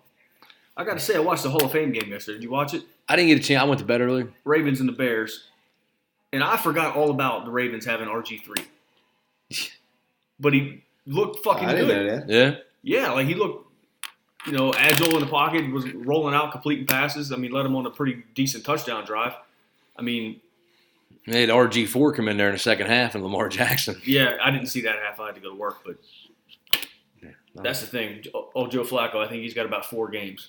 If he shits the bed, the quarterback he's got a pretty short leash. Yeah. He's got a pretty short leash there. Yeah.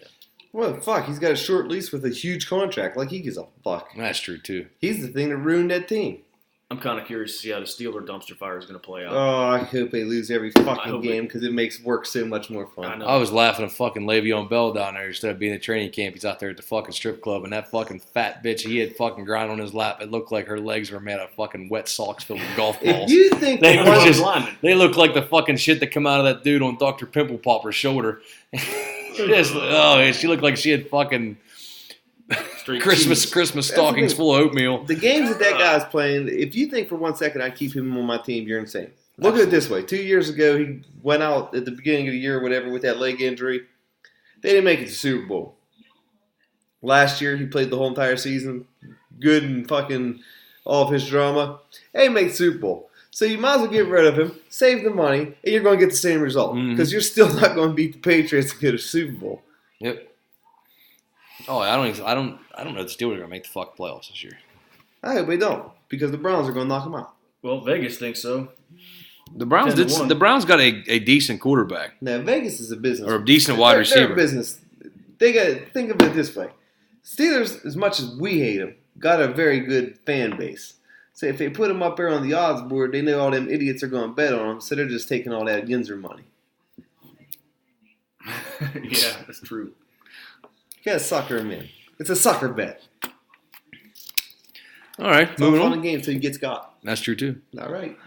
Out of San Antonio, a shark was stolen from the San Antonio aquarium. Suspects are in custody. How the fuck do you steal a shark? Well, hold on. I think I figured it out. Okay. There's no word yet on the motive, but police believe that the suspects snuck through the fucking aquarium, climbed on top of the fucking cage, held out a fucking dead fish, and went, "Here, Snowflake. Here, Snowflake." You going to Ace Ventura stuff.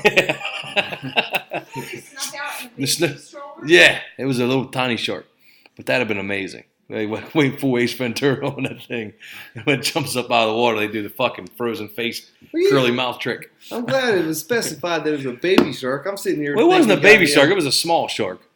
But like they were like, well, "Let's steal this shark, bro." Like that's no.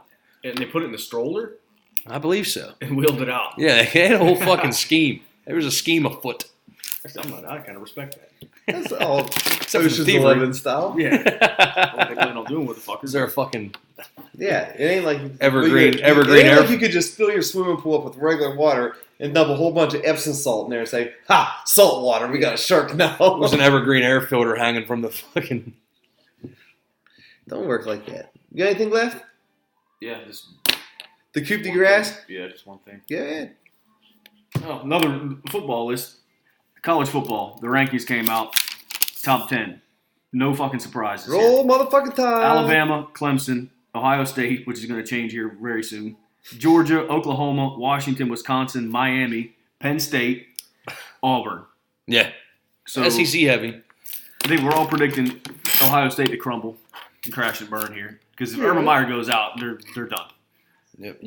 I'll give you one team from the Big 12, so Oklahoma can stick around. The Pac-12 is mud. I'm sorry. The Pac-12 is fucking terrible. Don't sleep on West Virginia this year. I am falling. I have a bet on West Virginia right now. What is it? It's a case of beer on who will finish higher in the Heisman votings, Will Grier or Trace McSorley. Oh, Greer got that all day. You're out of your fucking mind. I'm in for that case of beer. Negative. You want another case? Lock it in. Locking it in. Case of Natty Daddies. Greer would have finished like fucking third or second in the whole NCAA last year if he didn't get hurt. Nah. Yeah. McSorley would have finished higher than him, and that's even with Barkley on his team. Well, guess what? It ain't going to happen. Goodbye. I don't even know what I want. Flamethrower, what kind of beer are we going to be drinking on this bet? We want the good stuff. Let's get Guinnesses. I can't do Guinness. Yeah, well, I'll drink it. Bad for Well, then get them. Then go for it. If that's what you want. No. I don't want to break the bank over here. Yeah, that's fine. He's always fucking poor mouthing. I am. He gets mandated 3 days a week, but he's still poor mouthing. Stay-at-home mom doesn't pay that well, so we're one income family. Well, looks like you better send her packing. Yeah, I'm working on it.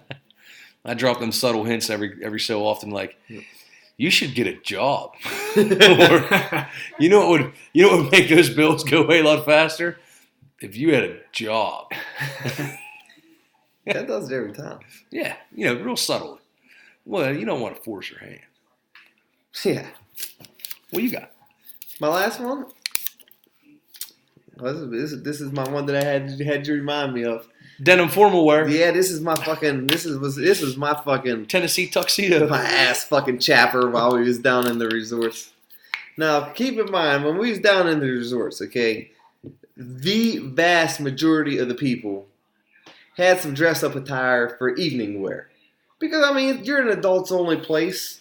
Everyone's going... It wasn't like nightclub fucking woo-banger fucking, time. It was your casual setting at nighttime. Go to the dinner. In most dinners, you had to have a collar shirt. And even a couple had to have slacks. Fair enough. I'm okay with that. And but then after the dinner, you go get your casual drinks, watch the show that they provide you, sit down, smoke your cigar or whatever. Everyone looked nice. Almost everyone.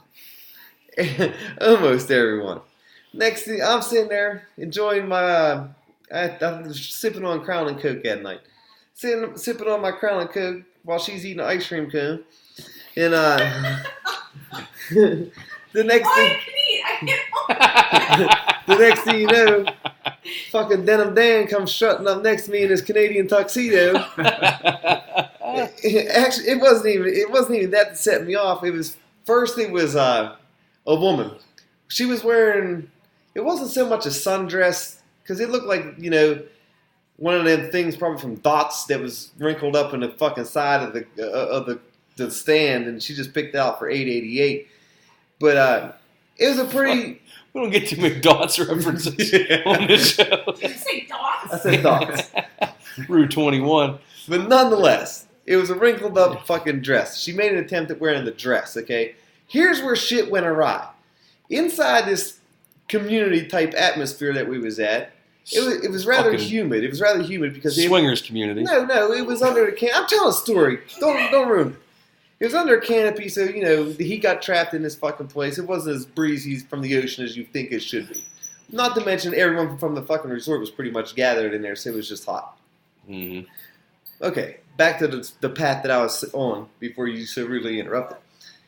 Here comes that fucking bitch strolling in a wrinkly ass fucking white dress, wearing her best 1987's fucking Bon Jovi jean jacket. Okay. At that point, she was halfway there. Yeah, she was definitely living on a prayer. You're at the fucking down.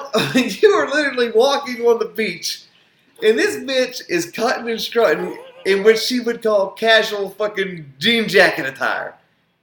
At what point are you? For one, why are you wearing a jacket down at the fucking beach? It was hot as fuck. I was sweating, and I don't ever sweat. I had a couple of trickles coming down my head. Next thing you know, okay, that one passes us on by. So I'm still sitting there. Fucking, but it stoked the fire. Now I'm flustered. At this point.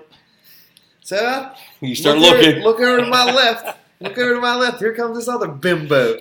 She's fucking strutting on through, wearing her fucking, wearing a goddamn jean skirt. A jean skirt is never acceptable in any situation. No. Like, no. No, I don't even have a good reference to where a jean skirt comes from. I have no clue. Who wore jean skirts? That was like fucking Saved by the Bell. The Amish at the Whitesnake concert. No. Tony Catan never wore fucking whites. Or you talking about the Amish? They can't go to the concerts. Anyways, here I go again. Yeah, she's shutting on through wearing that.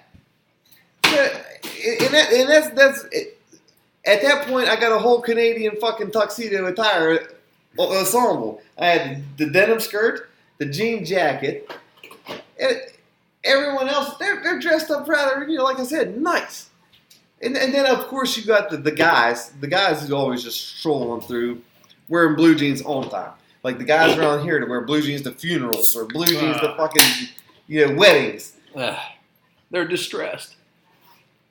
Yeah, I don't. That's what happens when you pay so much money for fucking blue jeans. You think you're allowed to wear them wherever you want. That's why you should only be allowed to buy your fucking denim at Walmart. Not the people I know. Yeah, the people I know aren't paying that much money for fucking jeans. That's what I mean, though. The ones that fucking pay. Oh, you mean even people they're wearing poor jeans? Usually the ones that are wearing fucking rustlers. Yeah, usually the ones who Good show up rustlers. like that they got the Walmart jeans, the gray hair, and their mustache is fucking tarred brown from all the cigarettes that they smoke. Those are the denim abusers that pops into my mind. Oh yeah, because you always got them. But I can't see them cutting and strutting around Punta Cana. Well, they was. Now, the fucking singles, the fucking swingles club. There was not a lot by any means. There wasn't a lot, but it was such an odd sight to see that it really stuck out. Because, like I said, everyone else is wearing rather decent clothes, but denim is like a neon sign. You just fucking bam, see it. Now, what if the dude at dinner showed up with the bolo tie? Does that change anything? Does that make it more? Does that make it more acceptable? You know what? I'd say yes. If you wore a bolo tie with your denim shirt, that totally passes. I think it has to. Yeah, what kind of footwear? I think would that's you the apply wild that? card. All right, well, we'll give it a pass because it doesn't happen too often. We'll give it a C+. No. It's a passing grade, but we're watching you. Yes. Bolo was a clue on Jeopardy today. Yeah. That can go. It's a teeter totter. It can go either way. Right now, it's weedle wobble. A bolo tie. It's one of those things that it's so confusing when you see it. You don't know. You can't judge it because you don't understand it. You just gets a free ride. No, I don't understand a bolo tie. I never will. No. Because it's basically a shoestring around your fucking neck Yeah, with like 3 beads attached. With a shoestring and a belt buckle. It's got a teal cow skull on it. Indigo. Yeah, that's exactly what it is. Well, anyway, back to what you were saying about the funeral thing. I went to a viewing a couple weeks ago. I'm not going to say who it was because I don't want to be disrespectful. I want to kiss tell. But I showed up and I'm like, I got black slacks, white long sleeve shirt, a tie clip. My shoes are shined, and there's people rolling in here, and I'm not very closely related to this dude whatsoever. Like shorts, sneakers. I'm like, what the fuck? T-shirts. I'm like, well, it's irking me. And I told my old lady, I said, when I fucking die, which might be sooner than later, the way the fuck I'm going. The way you're diagnosing yourself. I'm wearing pajama pants and Crocs. If anybody shows up like that, I'm going to designate, because I'm going to have time before I die, because it's going to be slow and painful. So I have time to plan my shit out. And I'm going to appoint 3 or 4 people on fucking... guard duty. Yeah, on guard Sentry duty. duty. If they show up without a tie, kick them the fuck out of here. That's the ultimate disrespect, man. For real, if you can't throw a collared shirt on at a funeral, you're disrespectful. Now, maybe 1 out of 100 people are like, hey, I'm on the way home from work. This is literally the only time I can make it here tonight. Maybe they get a free pass. But that can't apply to 75% of the crowd. No. Denim Dan he's not getting a pass in. Yeah. No. Then I want to pay my respect. Well, write them down. We'll hand them to him. Yeah. Say it from outside. outside. In the parking lot. Fuck clowns. Even my wife said something to me. She's like, I don't understand why people don't know how to dress for funerals. Yeah. It's always been common sense to me. Like, I got to go to a funeral. I got to fucking dress up. Mm-hmm. It's never occurred to me to wear fucking cargo shorts and my fucking Crocs. No. Like I felt uncomfortable. Like even like in the fucking heat of July ones to wear a short sleeve button shirt with a tie, and I'm like, fuck, I don't want to do that. I said, the short sleeve button up's a rough look. It is. I said, but if I don't, man, them sweat stains are gonna be in there well before I get to the fucking place. He has a white short button now. I hate it. That white short sleeve one you have. You haven't worn it in a while. I don't fit it anymore. You wear it My with a neck don't fit tie? in it. That's a tough look. Yeah. My neck don't fit it anymore. That's a fucking that's a fucking Mormon look right there, like going door to door. It looks like you should be like in a cubicle somewhere, like with pit stains. Like it's miserable. I'm glad you outgrew it, babe. Oh, yeah. I can't go short sleeve with a tie. Well, my last one, I'm torn. I got a peripheral story and a fucking baseball story. How the hell's that on your last one? Because I cut my short list. How do you mix those two? Well, I got 2 different ones. Whatever your bleeding heart desires. I'm going baseball. And they made the list. You know who made the list? Fucking Twitter diggers. I call them Twitter diggers. Because they've got 3 fucking baseball players in the last month digging up shit that they put on Twitter in high school. Oh, yeah. With, like, the one dude was like, he put hashtag fag. And another thing he put, he's like, that's retarded. And all of a sudden, like, he hates gay people and he hates the mentally handicapped. The dude was 16 years old. Yeah. 3 people. They got the Brewers reliever Josh Hader right before he went to the fucking All-Star game. So he didn't get a fucking good on you cap tip for going to the All-Star game before this dude started digging up his shit on Twitter and they found things he said when he was in high school. Then they went and got. They just get with that. Then he went and they got national shortstop Trey Turner, which he's got a fucking weird millennial name because they spelled Trey Trea. Yeah. Looks like fucking Trey Turner. And then they just got fucking Braves pitcher Sean Newcomb a day after he went within 1 strike of a no hitter. They come out that he said hashtag fag in a fucking Twitter response in 2014 when he was like 16 years old. I can't stand it. And people ask the fabulous Ted Bed why he deletes his Facebook profile on the daily. Yeah. Because you ain't digging dirt on this guy. No, I'm fucking out. Now, you can probably get... I screenshot you every chance I get. You can probably get audio archive dirt on me. There's been a thing or two said on the air, but it's all fact. And that's just science. The funny thing about that is there's genuine outrage over it. I was watching ESPN, one of their morning shows, and they're calling for more people to investigate social media posts. Yeah.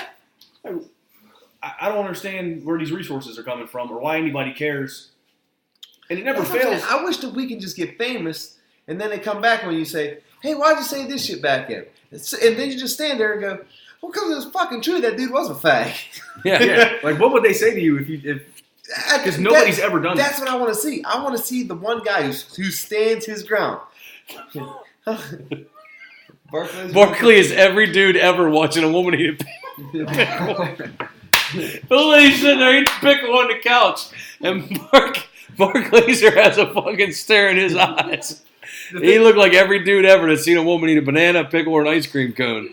Like I said, the thing with this is, if somebody held your feet to the fire and said, look, you're going to apologize publicly or that $100 million contract you just signed is going down the shitter. What do you do at that point? Like, that guy like Trey Turner is 22 years old or whatever he is. Yep. You know. He said, I was young, I put something stupid up there. He said, that's not the way I feel. He said, I was just put something, I was young. Like, they almost have to. They almost have to issue some sort of half-ass apology. Because, you might... We all sat around. Win the moral battle by saying stick it up your ass, and but in reality, you're burning $100 million. Well, we've all sat around this table and said the shit we would do for a lot less than $100 million and apologized as I'd do that for a couple thousand. That's why you need somebody like LeBron James. Well, he's not a good example, but money-wise. No, he's still with the same ugly woman he had in high school. Yeah, someone that's already set, and then they dig up this stuff on him. Yeah. Because, like it says, okay, they're going to maybe the Lakers will take away his $25 million this year. You think the fucking other 29 teams in the fucking league ain't going to say, we'll give you 25. I don't give a fuck what you said. I don't know, though. Some of that stuff's untouchable. Nobody signed Ray Rice after he right hooked his old lady. But the thing that I would do is, well, okay, we're going to play this game. I'm going to go to fucking Golden State this year, and they can pay me the league minimum. Yeah, but that was after Ray was in the league. I would destroy the league like that. Remember Joe Mixon? You put him on that fucking team, it's all over with crime, and he don't need cash. It's already. He can say $250,000. I'm gonna go play for fucking Golden State this year. Joe Mixon right hooked that girl in fucking college, and he got signed the next year. He got drafted. And then you were driven back to high school. Ray Rice is already a professional. You can't do it once you're already in the league. You can't do it pre-established. He was an adult. Now, if you want to, like, if he'd have knocked her out in high school, he probably got scholarships still. Yeah, true. But regardless, I just want to see someone step up to the plate eventually. Now, John Rocker, you remember him? Yeah. I don't recall John Rocker ever apologizing for saying he didn't want to ride the subway because he didn't want to get AIDS. And he said worse shit than that. I like that guy. I did too. That dude would come out like a maniac, throw a ball 106 miles an hour, 6 feet in front of the plate, scare the batter to death. He never blinked. No, he wasn't a blinker. Then he just disappeared. Yeah, his heart probably exploded. He said he didn't want to get AIDS, and then that was it. Rode off into the sunset. It was a wrap. I don't ever remember him apologizing. No, for that. As well, you shouldn't. I'm not a fan of people that apologize. I think you should always stick by your ground and say, "Fuck yeah, America." America. These colors don't run. I mean, apologizing for an opinion is I mean, that's fucking retarded. You're allowed to have one. It's because some people get their feelings hurt. ESPN's almost unwatchable with this politically. Oh, I can't stand that shit. I'm It's telling terrible. you, that fucking Stephen A. Smith, that motherfucker drives me. He makes my skin crawl. Whenever I'm walking across the fucking floor at work in the daytime when I'm doing them overtimes, and they got that channel and I'm hearing him preaching up there, I have to like literally fucking duct tape my tongue to the bottom of my jaw so I ain't screaming fucking the N-bomb left and right. Because I'll tell you right now, I don't give a fuck who's listening to the show. I call him the N-bomb about a zillion times in my life, and I'm going to call him it a zillion more times in my life. And Because if you don't think that cocksucker's a fucking racist just as much as I am, and I'm not really that bad, but I have my moments. I have my flares, my spur-ups. I'm like herpes. I'll drop a couple a month. You know? Flare up every now and Yeah, then. I have a flare up every now and then, but who doesn't? That's just called natural hate. That's not racism. I hate everybody. In a statement given March 2nd, 2000, John Rocker stated, "In the December issue of Sports Illustrated, I made several comments of which I am ashamed. In reading the article, I realized that in 3 major areas I have hurt people. It was not intentional, but nevertheless there was damage done. First, I used foul language. I owe an apology to the children and families that see athletes as role models. In this area, I have been a poor example. I was not raised that way, and that kind of language is not where I come from. Secondly, my comments concerning persons afflicted with AIDS, as well as various minority groups, have left people wondering if I'm a racist. I will emphasize that I am not a racist, although I can't understand how someone who does not know me may think so." That's a Brew Barn quote, if ever a Brew Barn quote. Yeah. So, yeah, he did apologize. Fuck John Rocker. Yeah. He's back on the list. Yeah. He just got off the list, now he's back on. That's why you don't look shit up. Nope. Way to ruin it. Sorry to fuck take the magic away. Took another hero away from us, dickhead. I need a hero. We done? Yeah. Yeah. You got questions? Nah. Well, yeah, we got the questions, but I got a couple fucking things on the movie watch I want to throw out there real quick. I got a couple. The movie watch, let's go, what's out right now? Mission Impossible came out. I like to see that because I liked all them movies. It's all pretty good. I agree. And it ain't like they're really making fucking blockbusters nowadays anyway, so. Unless they're about superheroes. Fuck it. I'm tired of them. I'm tired of all superhero gimmick movies. I'm done with them all. I like them. I do too. I can't wait for Captain Hey, Marvel. it's not fun when we all agree on everything. That's true. So I like that one. Okay, Mission Impossible. My favorite one I'm looking forward to, maybe it's probably going to be the biggest bust of the summer, but I don't care. It's my number one. Godzilla. No, yes, of the sea, the Megalodon movie. Yes, sir. That has the potential to fucking be everything I want it to be. Jason Statham and fucking swimmers. Ever since I seen that goddamn Shark Week last year, where they started introducing me to the Meg little by little, saying it could be out there, it might not be. You know, I don't know. But the fact of the matter is, that's a goddamn skyscraper in a fucking ocean. Yeah. And it is just a eating machine. So this movie got potential. There's going to be casualties. I can probably promise you that. Someone's getting eaten in that one. Looking forward to it. That is a movie theater movie. So I'm going to bring that up too. Okay. I got one more for the shit list that must be discussed. Then on August the 17th coming out, we got Mile 22. That's with Marky Mark and Ronda Rousey. Not quite sure what the premise of the story is, but Marky Mark, I don't think, ever made a bad movie. So I'd like to see it. I think he's made a bad movie. Dude, what the fuck? Are you Debbie Downer today? Oh, sorry. I forgot how positive you always are. You destroyed John Rocker. Now let's take Marky Mark down with you. What a dick! You're a dickhead today. Saying he's made a bad movie. No, he hasn't. None. What is it? The one where him and the fucking black dude were stepbrothers. Why's it gotta be that? Because I didn't like the movie. Which one was him and the black? Four Brothers. Yeah, Four That Brothers. wasn't a bad movie. Yeah, that was okay. They avenged the old lady's death. Spoiler alert. Andre 3000 was in that. Yes, he was. You're that guy. I'm that dude. We're not crediting you with your assumption of Ted 2. What was it called? I don't know. Four Brothers. Yeah. Ted Yeah. 2. No. You love Ted 1 so much, Ted 2 had to be okay. You don't make Ted okay. We could have wrote better. Huh. Anyone can always make fucking something better. But the fact of the matter is, it was okay. All right, moving on. I said a bad movie. And Shooter was a good enough movie to make everything that you think was a bad movie an okay movie. That's true, too. We're grading on a curve on Marky Mark movies. Yeah, he's pretty much guaranteed a seat. Exactly. What about the fucking one with the rock, where the pumping iron one or whatever it was called? Oh, Pain and Gain. Yeah, Pain and That Gain. was good. I love that fucking movie. I did not like The Other Guys with Will Ferrell. What? That's I one of the most like it. quotable movies of all time. It was Will Ferrell was quotable in it. What was the other Not one? not the stepdad's one, the one where he played the cops. Where the the rock, other guys. yeah. What about Gator, take the shit. Yeah. You didn't like Boogie Nights? Oh, Boogie Nights wasn't a Marky Mark movie. That was a Burt Reynolds movie disguised as a Marky Mark movie. Don't matter how you slice it. Guess who was in it? That was a Heather. Marky That was Mark. He was only in The Departed for about 10 minutes total, and he was the best character in he that. was one of the best characters. I like the fucking I like Leo in that movie. So there you go. Okay, There you go. Marky Mark's the greatest. You're He's not fucking- the greatest You're because a fool. I didn't say he was the greatest. the greatest I had a just said he fucking make bad movies. the greatest had a fucking moment this week too, and he made a fucking statement that was gonna fucking blow up the brew barn. Bruce Willis had his roast this week, I didn't watch it. and it was fucking hilarious. It's And at really- the very end, Bruce Willis comes up and he says, I want you all to fucking realize, for once and for all, that Die Hard was not a Christmas movie.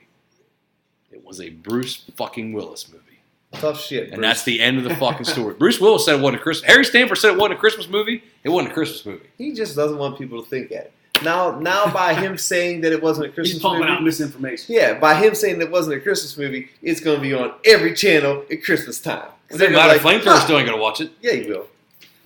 I'll get to I'm that. gonna tell his fucking buddies at work to fucking burn the cocksucker and take it in so he has to watch When it. he's in traction and he's on one of them fucking tables where you can't fucking move your back, we're gonna fucking glue his eyelids open and make him watch fucking Die Hard.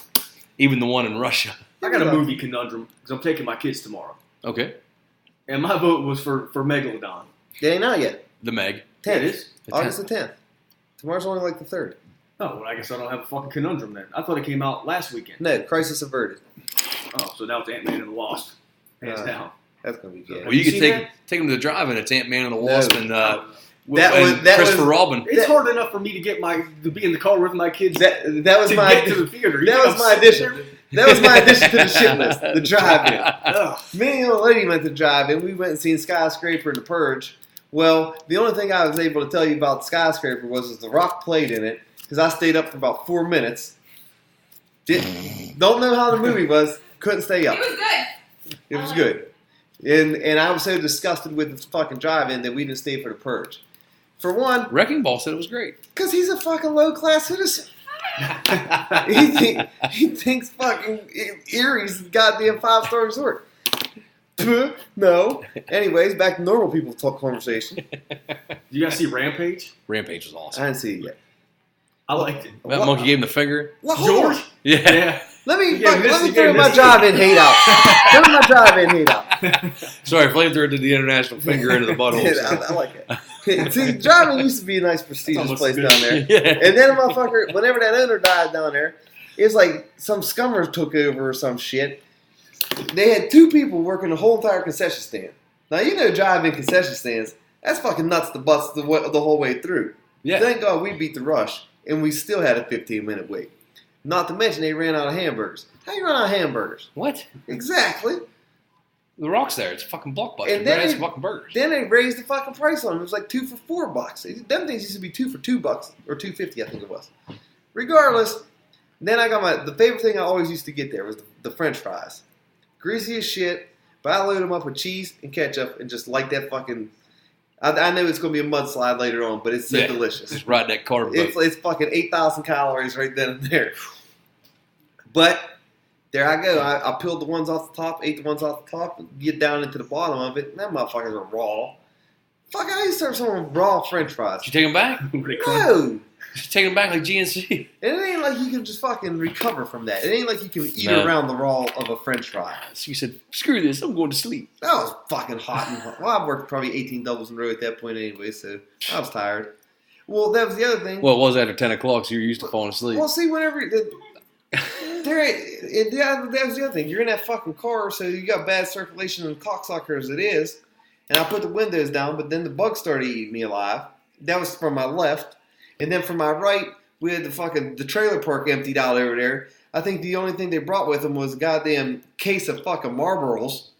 So it was like, I had a fucking steam pipe to the right of me and fucking bug nest to the left of me. They brought their patio furniture. Yeah. They didn't only bring their case of They're marbles. veterans, man. They literally brought the whole fucking patio. Well, you should Like all the shit that I got out there, the table, the chairs, and all that. They had it all fucking like Beverly Hillbillies stacked in the back of the truck. That's great.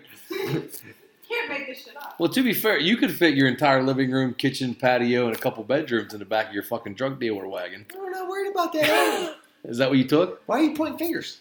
Is that what you took? Did you take the drug dealer wagon? Yes. Yeah. Quit deflecting. Did you back in and then stand up in the front seat No, I and didn't back in. walk through the middle of the car completely erect to the back of the truck?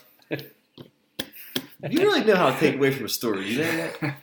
I do. So, This is not one of your shining what was the double feature? Like you didn't see one? Did you see the other one? The Purge. Did you No, see The I Purge? wasn't staying for that. I was so disgusted with the first movie. No, I had to leave. My old lady took my kids and they went to see the it was Hotel Transylvania and like Jurassic World or something like that. So I'm asleep. I went to bed because I had to work up. I got to get up at 5 a.m. I get to work at 5 a.m. She comes rolling in at like 11:30, like midnight. And I was like, "How was the fucking movie?" She goes, "We only watched the one." I was like, "So the second movie didn't even start till like 11:30, fucking midnight." I said, "Why would you even have a PG rating? Why would you even set it up there?" We wouldn't have got home till 3 a.m. if we were to stay. Yeah. No, the fucking drive-in shouldn't have to call last call. No. The only time you should ever stay up that fucking late is whenever you got skin flicks on. That's our fucking that's going to be one of our $1 million ideas is a fucking domed drive-in. So you can set the lights down. Yeah, and then everyone starts their cars up. No. We do strong. We put some ceiling fans in. We do strong exhaust. So your $1 million idea is an indoor movie theater. Yeah, I'm glad you Indoor driving. All over. Indoor driving. Yeah. An indoor driving. You can take your car into the So you can go in there at 4 p.m.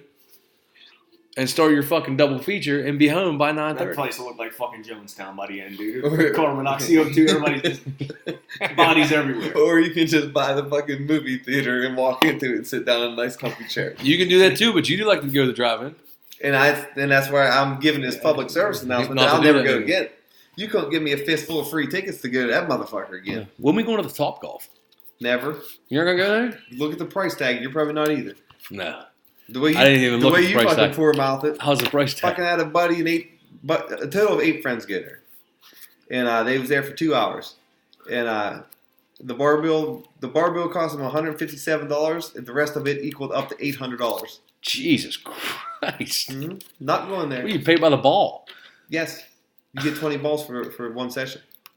Do you know how fast you get to 20 balls at a fucking golfing range? Like that's like half a hole for me. I told him, I said, dude, I bought a whole year's golf membership for $400. I can golf as much as I want with that. You want me to go there and pay 2 years worth of memberships for 20 fucking, well, probably about 60 golf balls. Nope. Not going to happen. No. Like I said, I'm not impressed with the theory of the Top Golf anyways, because all it is a glorified fucking driving range. Yeah.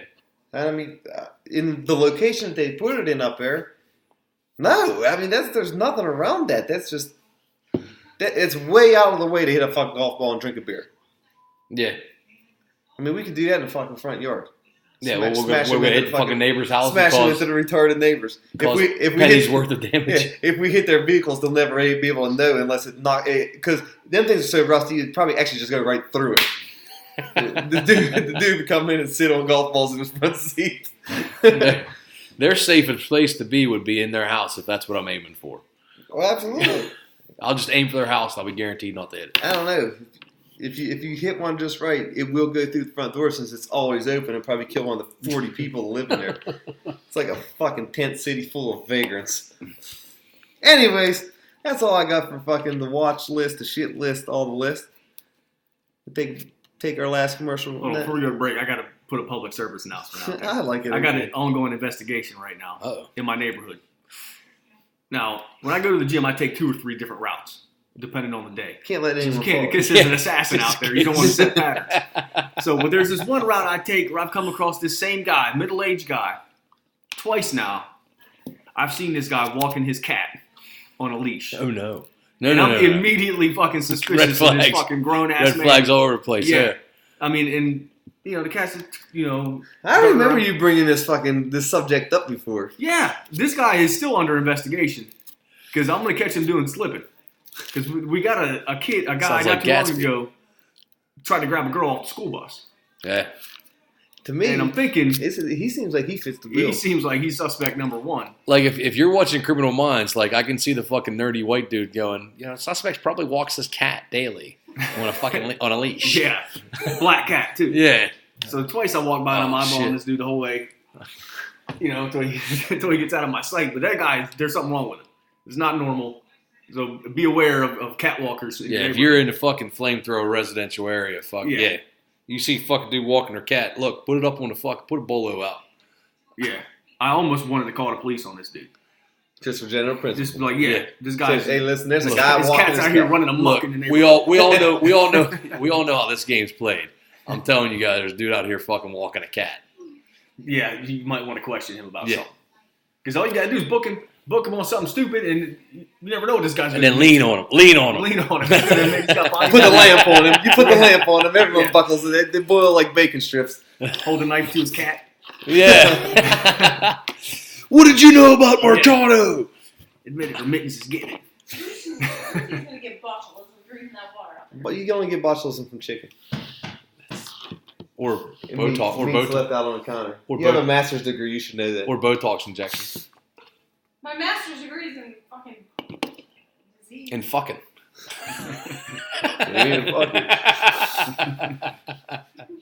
All right, we're going to take a fucking break. We're just going to get to West Nile. Before we get to your questions. We got any sponsors? Maybe. We'll check it out. Hey, folks. The Fabulous Ted Bed here. You having financial issues in your life right now? The old lady trying to take you to the cleaner in divorce court? Child support got you down? Having a rough time making the ends meet? You one of them bum-ass fucking people that work with me that you can't retire now at the age of 50 because you decided to get divorced with the last 2 years of your career left and the lady ran up your credit cards, got to file Chapter 11 bankruptcy? Well, I have a one-stop shop that'll take care of all these legal and financial discrepancies. And here is the word from our sponsor. He is given no promo code because he is going to win every case every time. I defer.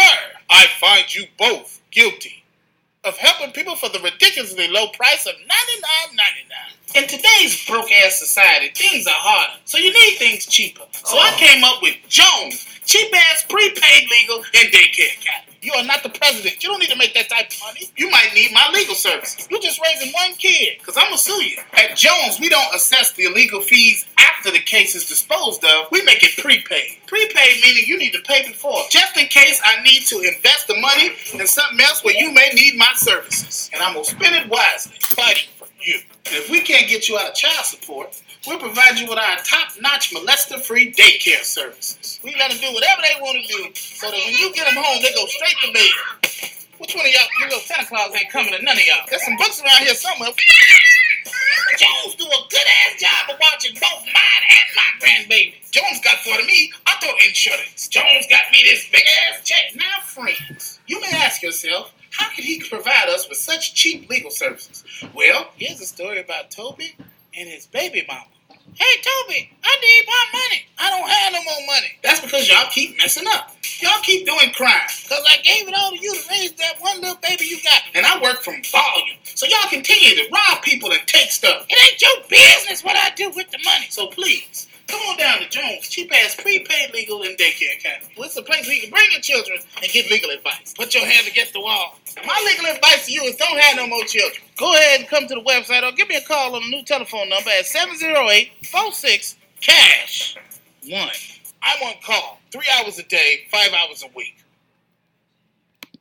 You look for who? No, Toby Jones don't work here. You got the wrong number.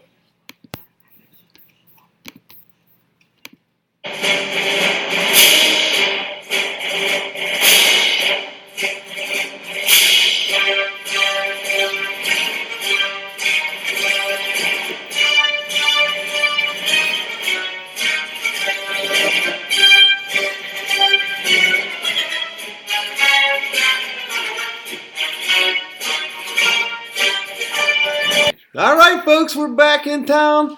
You always gotta love hearing from Jones. He's going to hook you up with attorney fees, child care, everything you need. See Jones get with him right away.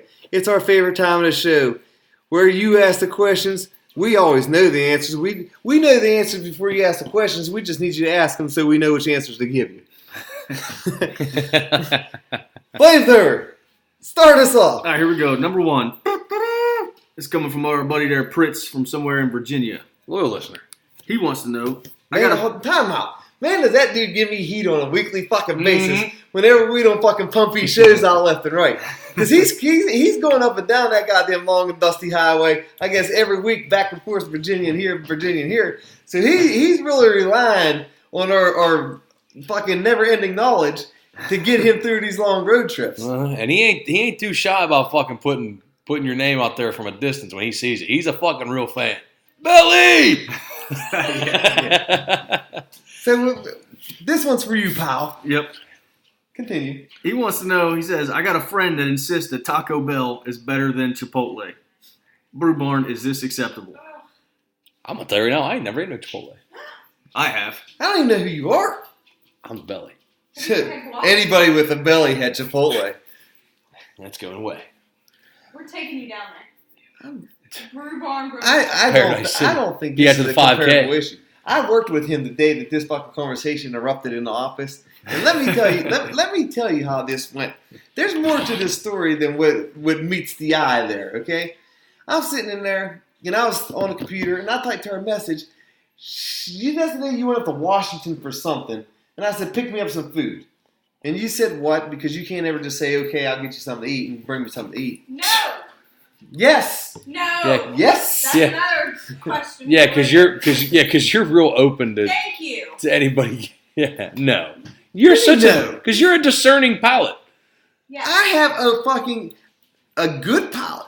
Yes. And you know what you I have a refined palate. Yes. So if I said a picky palate. no, it ain't picky whatsoever. Yes. You bring me good food, I eat it. If you would have stopped at Red Lobster and got the ultimate feast, do you think I would have complained? Not a fucking chance. Yeah, but Red Lobster's not pickup food. Yeah, it is. Yeah. I wouldn't consider Red Lobster you pickup can call food. ahead and order all this shit. I don't care how many. I don't care how many special parking places they take away from the handicap and give up the pickup guys. Hey. Red Lobster's not pickup food. Well, you can call ahead and get it fucking ready for you. Why can't you pick it up? I thought they fed you to jail.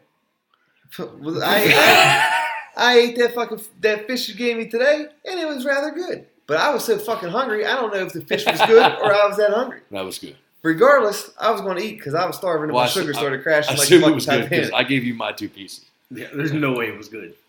I was starving to death. No, it was special. It was Anyway, it was hooked up. Okay, it was hooked up. Sidetrack. Anyway. Yeah, I talked to her and I said, "Hey, pick me up some food up in Washington." Well, needless to say, that conversation went absolutely fucking nowhere.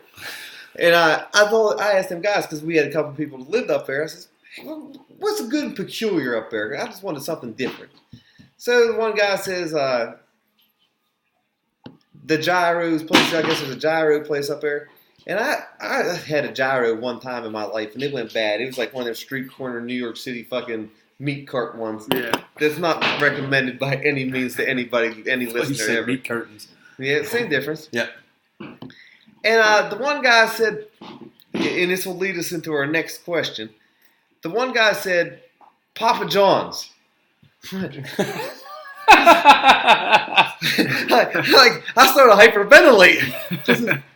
Do not pick me up a pizza. I don't think you know what the fuck the word peculiar means, pal. Looking for something, looking for something odd, not commonly eaten. Oh yeah, but they got pretty good pizza. What part of the whole fucking statement that I made, the question, didn't you understand? Papa John's. So that brought us into the question at hand now. Whenever the one dude says, well, if you go further up 19, you get Chipotle. And I said, you can't ever go wrong with Chipotle.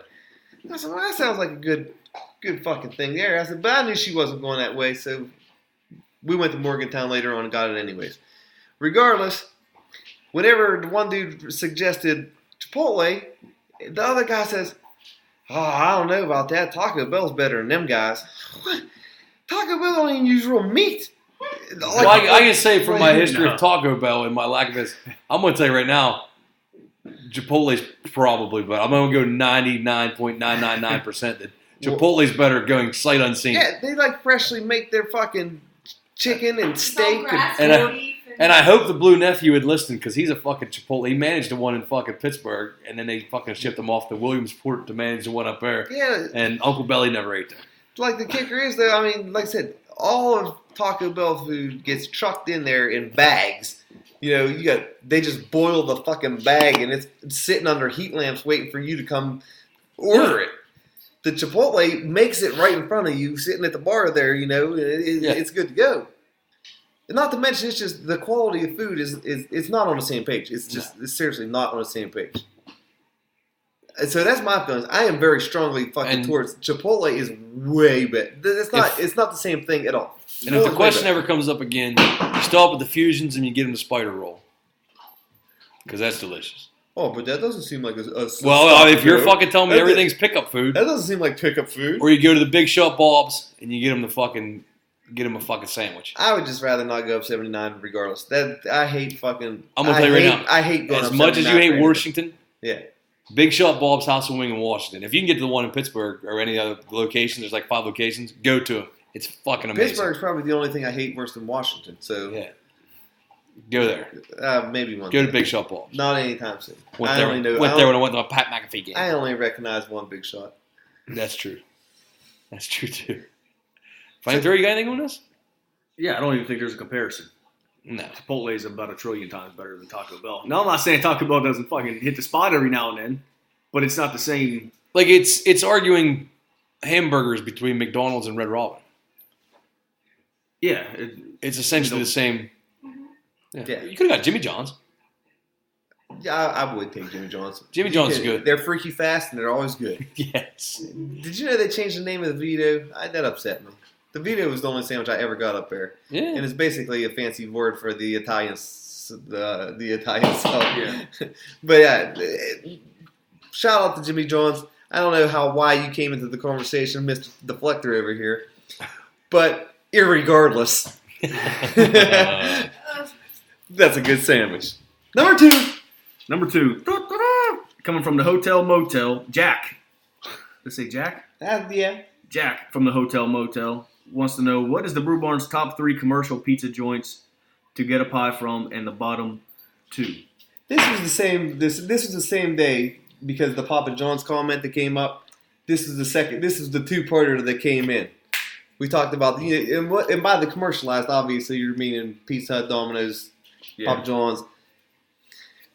So Fat Angelo's. On a local scale. Yeah. Yeah, I guess if we're going to play local scale. Let's see. I got my 2 worst right away. Worst is fucking Pizza Hut. No, I don't agree with you there. You cannot. I mean, that's fine. And second worst is CC's. Ooh, that's a valid fucking token. You know what? I'm going to ride your coattails on that one. Yeah. They wasn't on my list. Yeah. They wasn't on my list, but I'm going to make them number 2. That they are not going to be my number 1 hated. Isn't that like the Bad Pizza Buffet? Yes. You go there. Yes. The last time I went there, I'm telling you. Everybody got their fucking dick meters all over. Exactly. The last time I went there, that pizza was under that heat lamp for so long. It looked like that fucking old crusty lady from Something About Mary. Like a big Dorito. I'll put Papa John's, like my top 3. Like I can only think of 4. So top 2, bottom 2? I like Domino's 1. You got Domino's, Papa John's, Pizza Hut, CC. Little Caesars. Little Caesars. I'll put bottom rung for me. Yeah, I'll put Little Caesars at 3 just for fucking availability. I'll put Papa John's at 2 for the garlic butter sauce that comes with the pizza pie. Yeah, I agree. And I like Domino's. I always liked Domino's. When I was living as a fucking poor kid in Mexico, I actually told this analogy this week. When I was living in Mexico, I was working in a factory teaching workers how to essentially take my job in Pennsylvania. And I spent more money on peanut butter, jelly, bottled water, and Domino's pizza in a week than they made in a month. And that was when they had 2 for Tuesdays at Domino's. Oh, yeah. So I would eat those 2 pizzas and peanut butter and jelly sandwiches the entire week. And then Sundays was rehydration day. You go to Walmart and buy just a bunch of bottled water. Because you would drink every night, drink Dos Equis. So yeah, Domino's 1, Papa John's 2, Little Caesars 3, bottom 2 is CC's and me. Pizza Hut for me, but mine's it's personal based because when we were in middle school, they came out with the fucking punch cards for Pizza Hut. where you buy a medium, you get a free medium.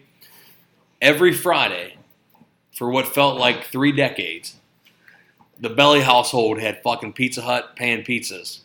1 pepperoni and 1 cheese. And I'm so done with Pizza Hut pizza. Yeah. Like, I couldn't know. See, I had Pizza Hut as my number 1.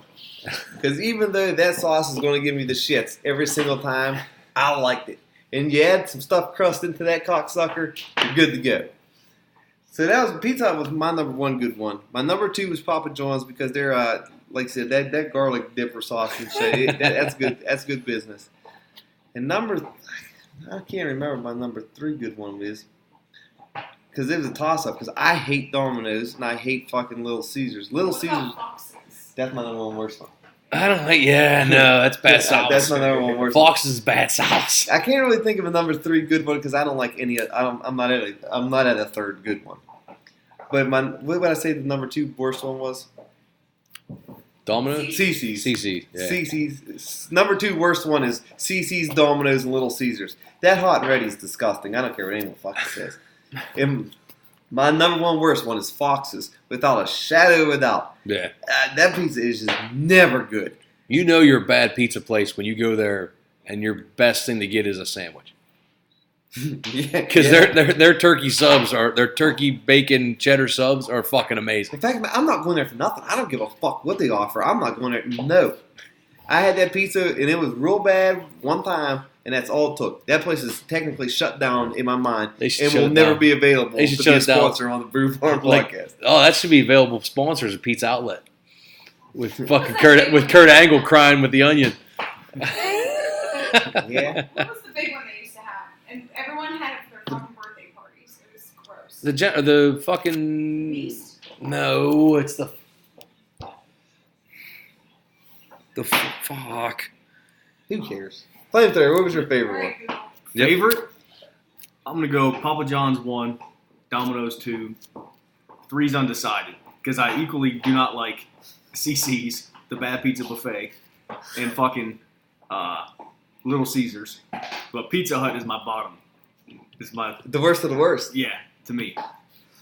I can't think of a 3rd one that I would put as my 3rd favorite, like a big joint. I don't like Fox's either, but I don't really consider that to be like a big.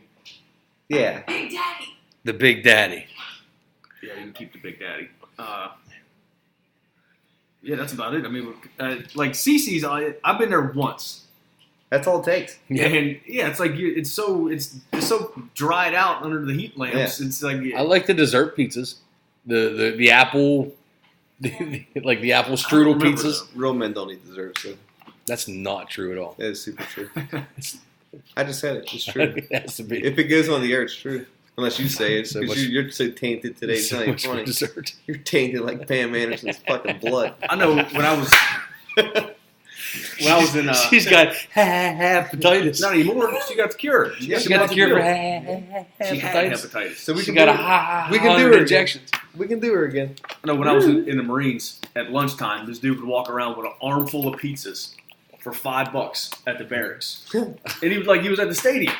You know, pizza $5 or what, and his money was just flowing. Everybody's grabbing it, and it was nasty as fuck. But it kind of tasted good at the time. Pizza, but I don't remember the name of that.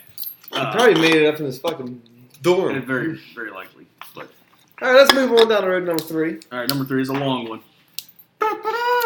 Come from B-Rad, 13 miles from the Live Fast Trailer Park.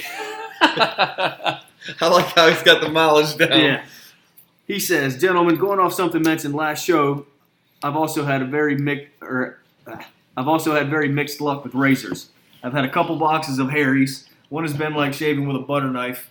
The other was actually pretty good.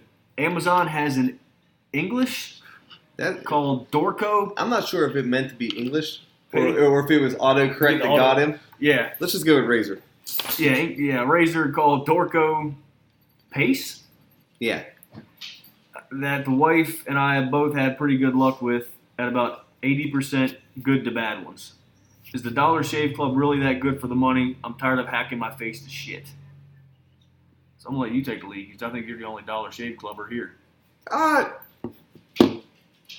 Yeah, I would say for the very most part, it's well worth it. I mean, every now and then, and it may be due to my over-aggressiveness or whatever, that I'll take a chunk out of my fucking head, but I could do that with any razor. I don't shave my face, so I can't compare that. But I'll hack my arms up and stuff with it, and I don't have no problems with it.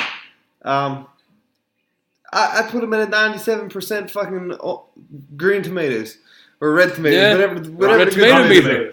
Whatever the Tomato good, meter. Yeah, whatever the good tomatoes are. I'm giving it 2 thumbs up. I'm giving it 2 beers up at the Brew Barn. And see, B-Rad does all face. Like, he shaves his entire face. No, this is a different one. That wasn't B-Rad from Double R. It's B-Rad from... outside Oh, okay. the trailer park. Well, he's a whole face shaver, too, isn't he? I don't know. Yeah, so that's a different story. Me, I just shave neck. And then everything chin and jowl line above, I set the fucking clippers on the lowest setting, and I reset every 3 weeks. And I let it grow back in, then reset every 3 weeks. It works for me. Of course, not everybody can wear this face. Right. This face, I mean, I could fucking put facial One tattoos. only a mother can love. Yeah, I could put 17-year-old rapper tattoos on this and sell the fuck out. But I use the fucking Bic double blade, and it works well. You just can't get too fucking aggressive, and you can't overuse it. You get about 3 uses out of it. You got to understand when to fucking tap out on your cheap razors. If you want, the money's going to be there no matter what. You're going to spend the same amount of money for razors if you're a Dollar Shave Club, the Fusion, the 5 blades, 6 blades, 7 blades, 8 blades, or even electric. You're going to pay the same amount of money because nobody wants to admit it, but it just is what it is. If you use the fucking Fusion and use it for 3 weeks and it costs you $12, or you buy a $2 razor and use it for 3 days, you're going to end up spending the same amount of money on your razors. I don't know what the Dollar Shave Club costs. I don't think it's $1, so I think it's disingenuous. $10 a month. $10 a month. I'm not looking at the money. I'm looking at the quality of shave. Yeah. Like one-on-one battles here, if we line them all up, like there's going to be a difference. Like those Harry's ones, like I tried to where I fucking cut my ear connectors off right here, fucking just damn near had ears hanging down to my fucking shoulders. Like that, I retired that fucker. He's done. Yeah. So, and like I noticed that immediately. Brand new razor, brand new blades, and it sucked right out of the gate. Yeah, that's bad business. If it sucked right out the gate, it's not going to get any better. That's it a quick was sour. fucking frictiony. Like like you just felt it. Yeah. And I'm good for taking a chunk right here, dude. Like where my flat spot is. See, I'm not far away. No, mine's always back here. I'm not far away. I'm getting there. Like I'm a step closer every day. I said, but there's still enough coverage. Yeah. There's still enough of a warm front coverage. Yeah. But by the time 40 hits, I got 2 more years till 40, and then I'm gonna guess it's time to go. Somebody sprayed some fucking Roundup on my head, dude. They got you good. They got you but good. Backyard's fine. Front yard looks like shit. So it comes down to personal preference. Put the money in, do a 6-month trial on the fucking. You don't do 6-month trials. Are you fucking insane? Razors is a 1-pack trial. I was gonna say on the Dollar Shave Club. Well, just 1 pack. Just try 1 pack. Why are you doing 6 months? Just fucking because I'm trying to get us a fucking sponsor. You're giving bad info. Well, Harry's keeps it up. We'll be able to get them here pretty soon. Harry's is terrible. Yeah. Yeah. No, we can't sponsor good. We can't advertise shitty stuff. No, not at the Jones. We can't take our stock down. Yeah. Do a 1-month trial on the fucking Dollar Shave Club. If you like it, you like it. Get the good razor from the Dollar Shave Club, not the. Yeah, don't be skimping. Don't They be got going there and options? getting the 1 blade. There's 1, 2, 3, and 4 blades. I think a 3 blade would be fine. I don't know. The 4 blade seems excessive. No, 4 is what you need. 1. You can never have too many. She's giving me head shave shit, and she doesn't shave her head. She don't shave her beaver either. Everybody keeps.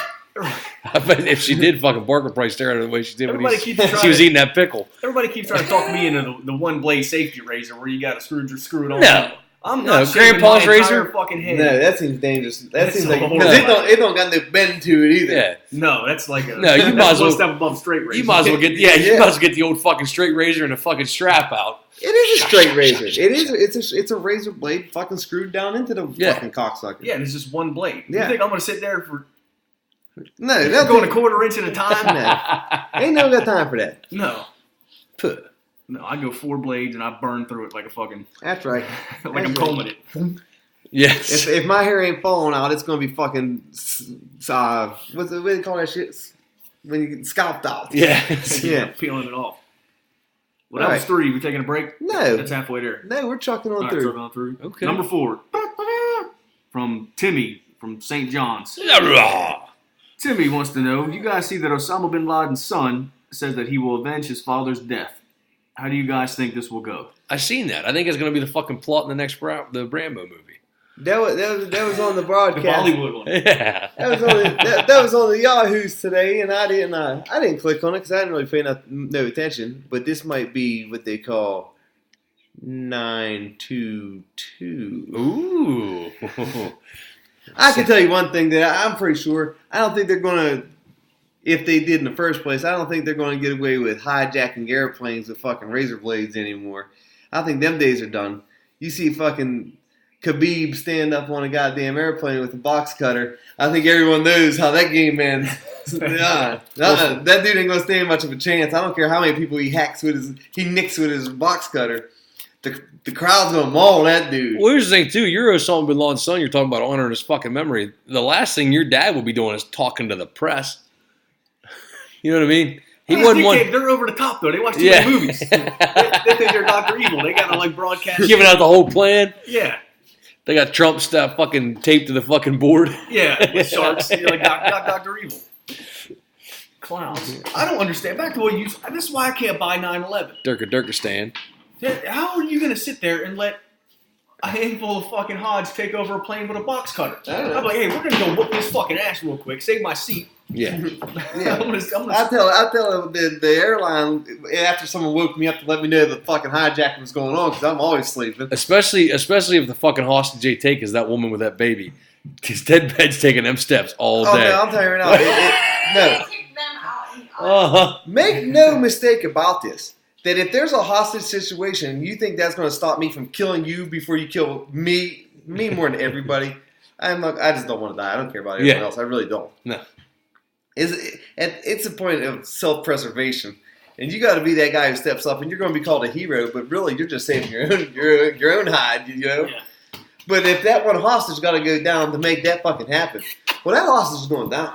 Yeah. In fact, it matters. I mean, if it happens to be the baby, it's been kicking my seat off the whole trip.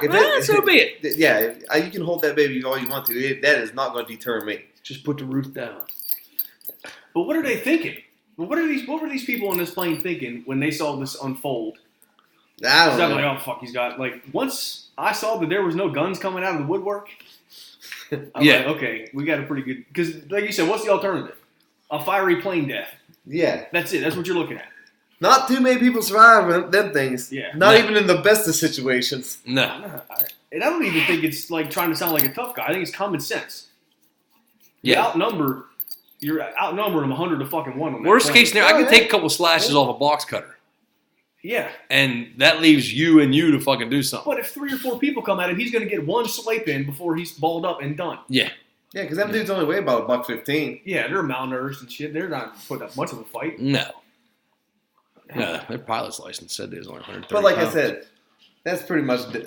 I'm pretty sure that you can phone that scenario in. It's not going to happen no more. I'm gonna go with this. This is my prediction. I'm gonna go with. You heard it here first. A suicide bombing at a military base.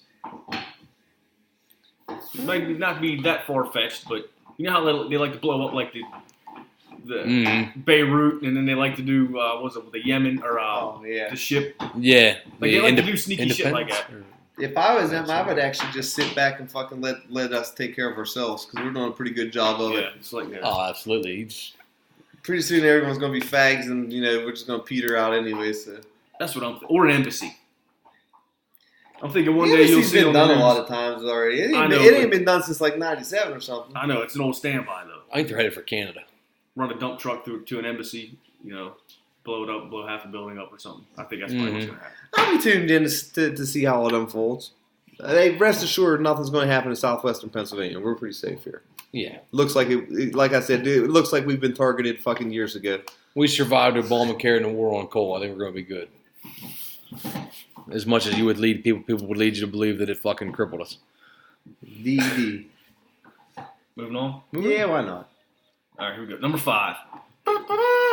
Coming from Slim Jim from Toledo. Ooh, yeah. He says, I'm so tired of seeing the Kardashians on everything. What would be the best ways to take these pieces of trash out? That's sickle cell by sexually transmitted disease. Sorry, was that too fast? I mean, that's a pretty legitimate. It's a pretty slow burning way to take them out. It's a pretty legitimate way too. I mean, they're all walking that slippery slope. You can just see them all sitting around, their faces all paralyzed with fucking botulism. Just, can you believe they won't let us go to Colorado because we can't breathe? That is so cruel. Hate them motherfuckers. I hate them so bad. God, I hate them all. But I pretty much want to put my penis in all of them. Well, I'm not gay. No. I mean, if I had to. Yeah, I mean, if you gun to my head. But I'm wearing a condom. And you know what? After seeing them fucking black mamas that they're riding, they don't want to fuck me anyways. That's like fucking you sitting on. It's okay. I can go home. I don't want. People, I got a fucking woman I share the bed at home with don't want to fuck me. Why the fuck would I care if the Kardashians don't want to? But like I said, she's got that big giant fucking mamba. I got a fucking pinky finger compared to that thing. I ain't fucking denting her fat ass. I can't even get through Kim's butt cheeks. No. She got deep cheeks. She fucking gets done playing with her fucking sex toys and puts it in the middle of the bed. It's so heavy it rolls you both over top of it in the middle. Puts a fucking 3-foot indent in the California King. Like a drill, lithium ion. But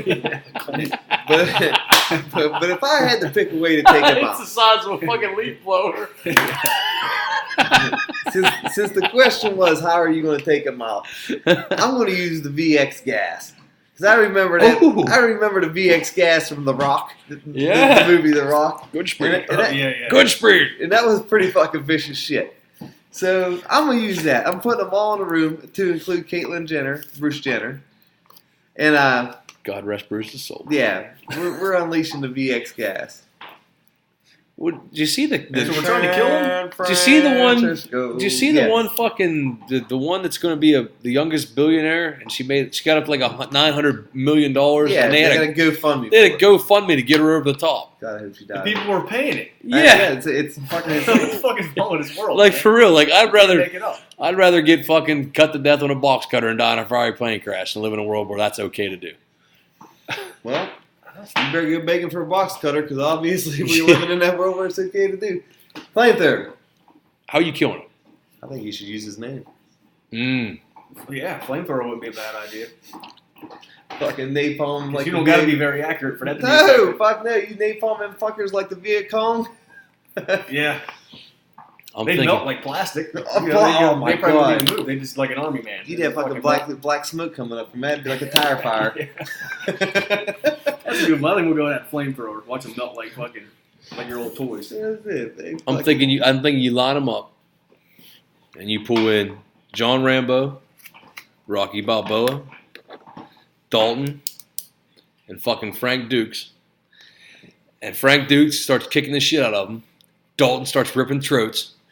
Rocky Balboa starts bringing the fucking uppercuts. He gives the body like. And then John Rambo just fucking comes through and just starts mowing them all fucking down. He even, actually, you know what? He even leaves the gun at home. He just fucking organizes the fucking log trap that he used on David Caruso out in the fucking woods and hits him with the fucking log of spikes.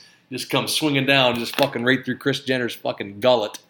Yeah, I'm thinking so. A lot of hate. All right, you That is a lot of hate. That's good shit.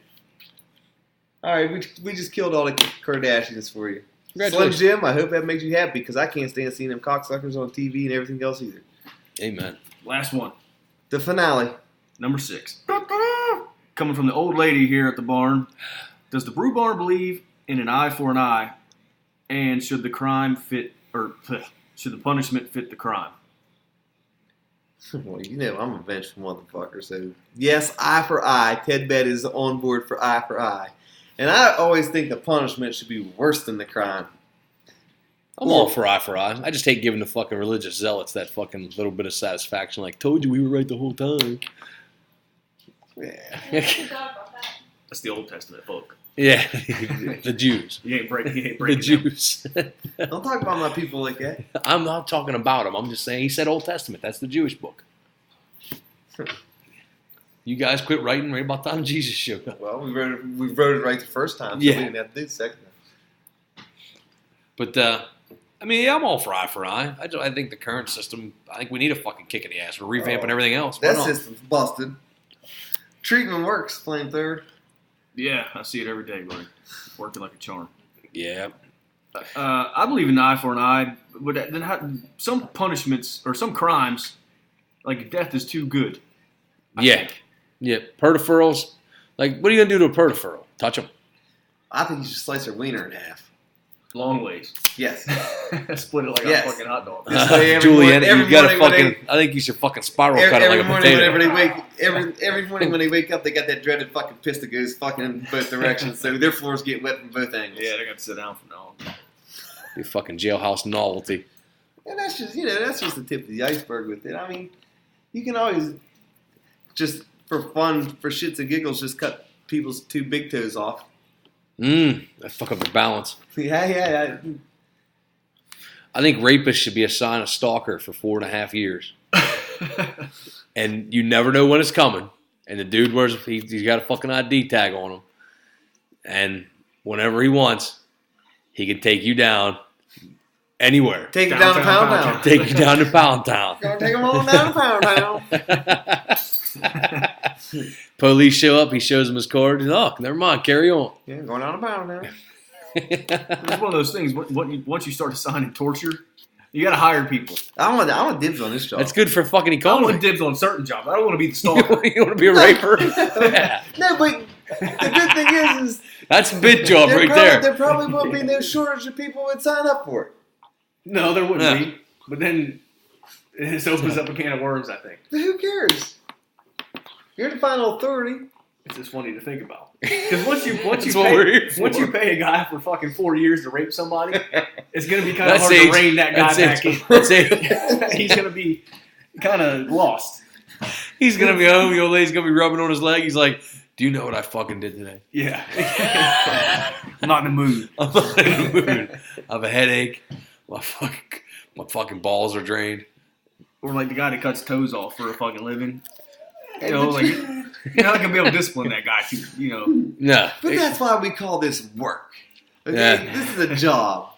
If it wasn't, this is why we got to pay you to do it. And you know the good ones that show up with their own fucking pruning shears? Oh. Yeah, it's the good bolt cutters. Custom. Yeah. Fucking ninja. They match their boots. You want that guy. You don't want the fucking new guy that comes in there with a fucking pair of fucking adult kindergarten scissors. Even if you look back in history, like the guys that ran the guillotines or the hangmen, like I'm willing to bet those are probably not the most normal people on the planet. No. Couldn't be. No. So, they were your mercenary type. Yeah, but even worse. Yeah. Yeah, fuck it. I tried for a little bit. Because even like something mild, like firing squad, that after a while, that's gonna get to you. Yeah, we're not gonna do the only one guy's got the live bullet. Everybody's got a bullet. Yeah, I don't want to be sitting there wondering, well, did I fucking shoot this guy or not? I don't deal well with uncertainty. How heavy was that bullet that I put in there? I'm like, man, did I fucking load that? Yeah. How heavy was that round when I put it in there? Well, that's why you shoot him in the face. You gotta be the only guy that way you know. There's no. Yeah, I shot him in his face. All right, well, I aimed at his face and there's no mark, so you got me. Yep, I got it. I'm sleeping tonight. Well, I think it'd work out. Why not? Fuck it. Why not? What we got? End of the show? That's it, man. Bella, you got anything to end the show on? I think we glossed over the fact we didn't talk about it. That just how great of a champion I've been this last month since I won the fucking hot dog eating contest. Oh yeah, where's your little dingling? Where you got that displayed? It's on the fucking mantle. Is it? I walked in my house. We had one of them tiny decorative fucking shelves on the wall. There's 2 little fucking wallet-sized pictures of my kids. They were sitting next to each other. I walked over to it, slid down to the edges of it, and put the fucking golden wiener right in the middle. For those of you who did not get the results of the hot dog eating contest, folks, the Penn State Blue Belly, he won it by a nub. He defied the odds. He won it by a nub. I'm telling you right now, though, Mr. McGilla, if he had 45 more seconds, I truly believe it would have been a different story. Yeah, because Belly was tapped. He found his third gut. He was bringing it on the pain. Yeah. Did you see the story McGilla put out the day after? The same day maybe we had ours, there was one at Kennywood. Oh yeah, I did see that. And the winner got free Steelers tickets, and I ate more fucking hot dogs than that guy. Well, I'd rather have the prestigious golden wiener than I know Steelers that, tickets. but I could have went to Kennywood. I don't like Kennywood. I ain't going there either. Now that's for next week. Irregardless. The PSBB is holding down the crown for a year. If we have a show long enough to do a second annual third season, and see if we get renewed for a season 3, we will have another battle to the death for the prestigious Golden Wiener. A lot of people, more people than I anticipated, showed interest in that after the fact. The hot dog eating contest. Yes. A lot of people fucking talked about that disgusting fucking performance. Yeah, but Facebook Live helped that out a lot. Yes. So kudos to the old lady. So we will invest in having the second annual hot dog eating contest if season 3 gets renewed. Flamethrower, you got anything to end the show on? No, that's it. Well, next week I'm out. Flamethrower's out next week? Back to square Put that out there right now. No telling what I'm going to do, but I'm telling you right now, even if we don't do one next weekend, I'm definitely good for the Monday, Tuesday one. So that'd be 2 weeks from now. Because I ain't got SummerSlam weekend. Well, I guess it'd be the one after that. Yeah, the Monday after SummerSlam. Yeah. Yeah. Because I ain't got nothing going on. I'll be here for that. I got nothing going on that Monday and Tuesday. Anybody wants to donate a fucking left-handed set of clubs, Flamethrower's going to have to play in the golf outing. I don't do golf. Left-handed set of clubs, getting free donated. You're playing in the golf outing. Anyways. Man Boy's going to be there. I'm definitely fucking not doing it. Yeah, this show's been Man Boy approved. We're creeping closer to the dreaded episode 13. Don't got any spoilers or anything yet for that one. Don't know how that one's going to go. But in the meantime, in between time, more than likely you're looking at a 2-week wait for episode number 12. Don't know what it's going to be called. We'll get to that one down the road. Last chance. Anything else? Nope. Once, twice sold. For the Penn State Blue Belly, the gorgeous Randy Flamethrower, I am that fabulous Ted Bed. It's been episode 11, the week after Shark Week. Hope you enjoyed it. Especially you, Pritz.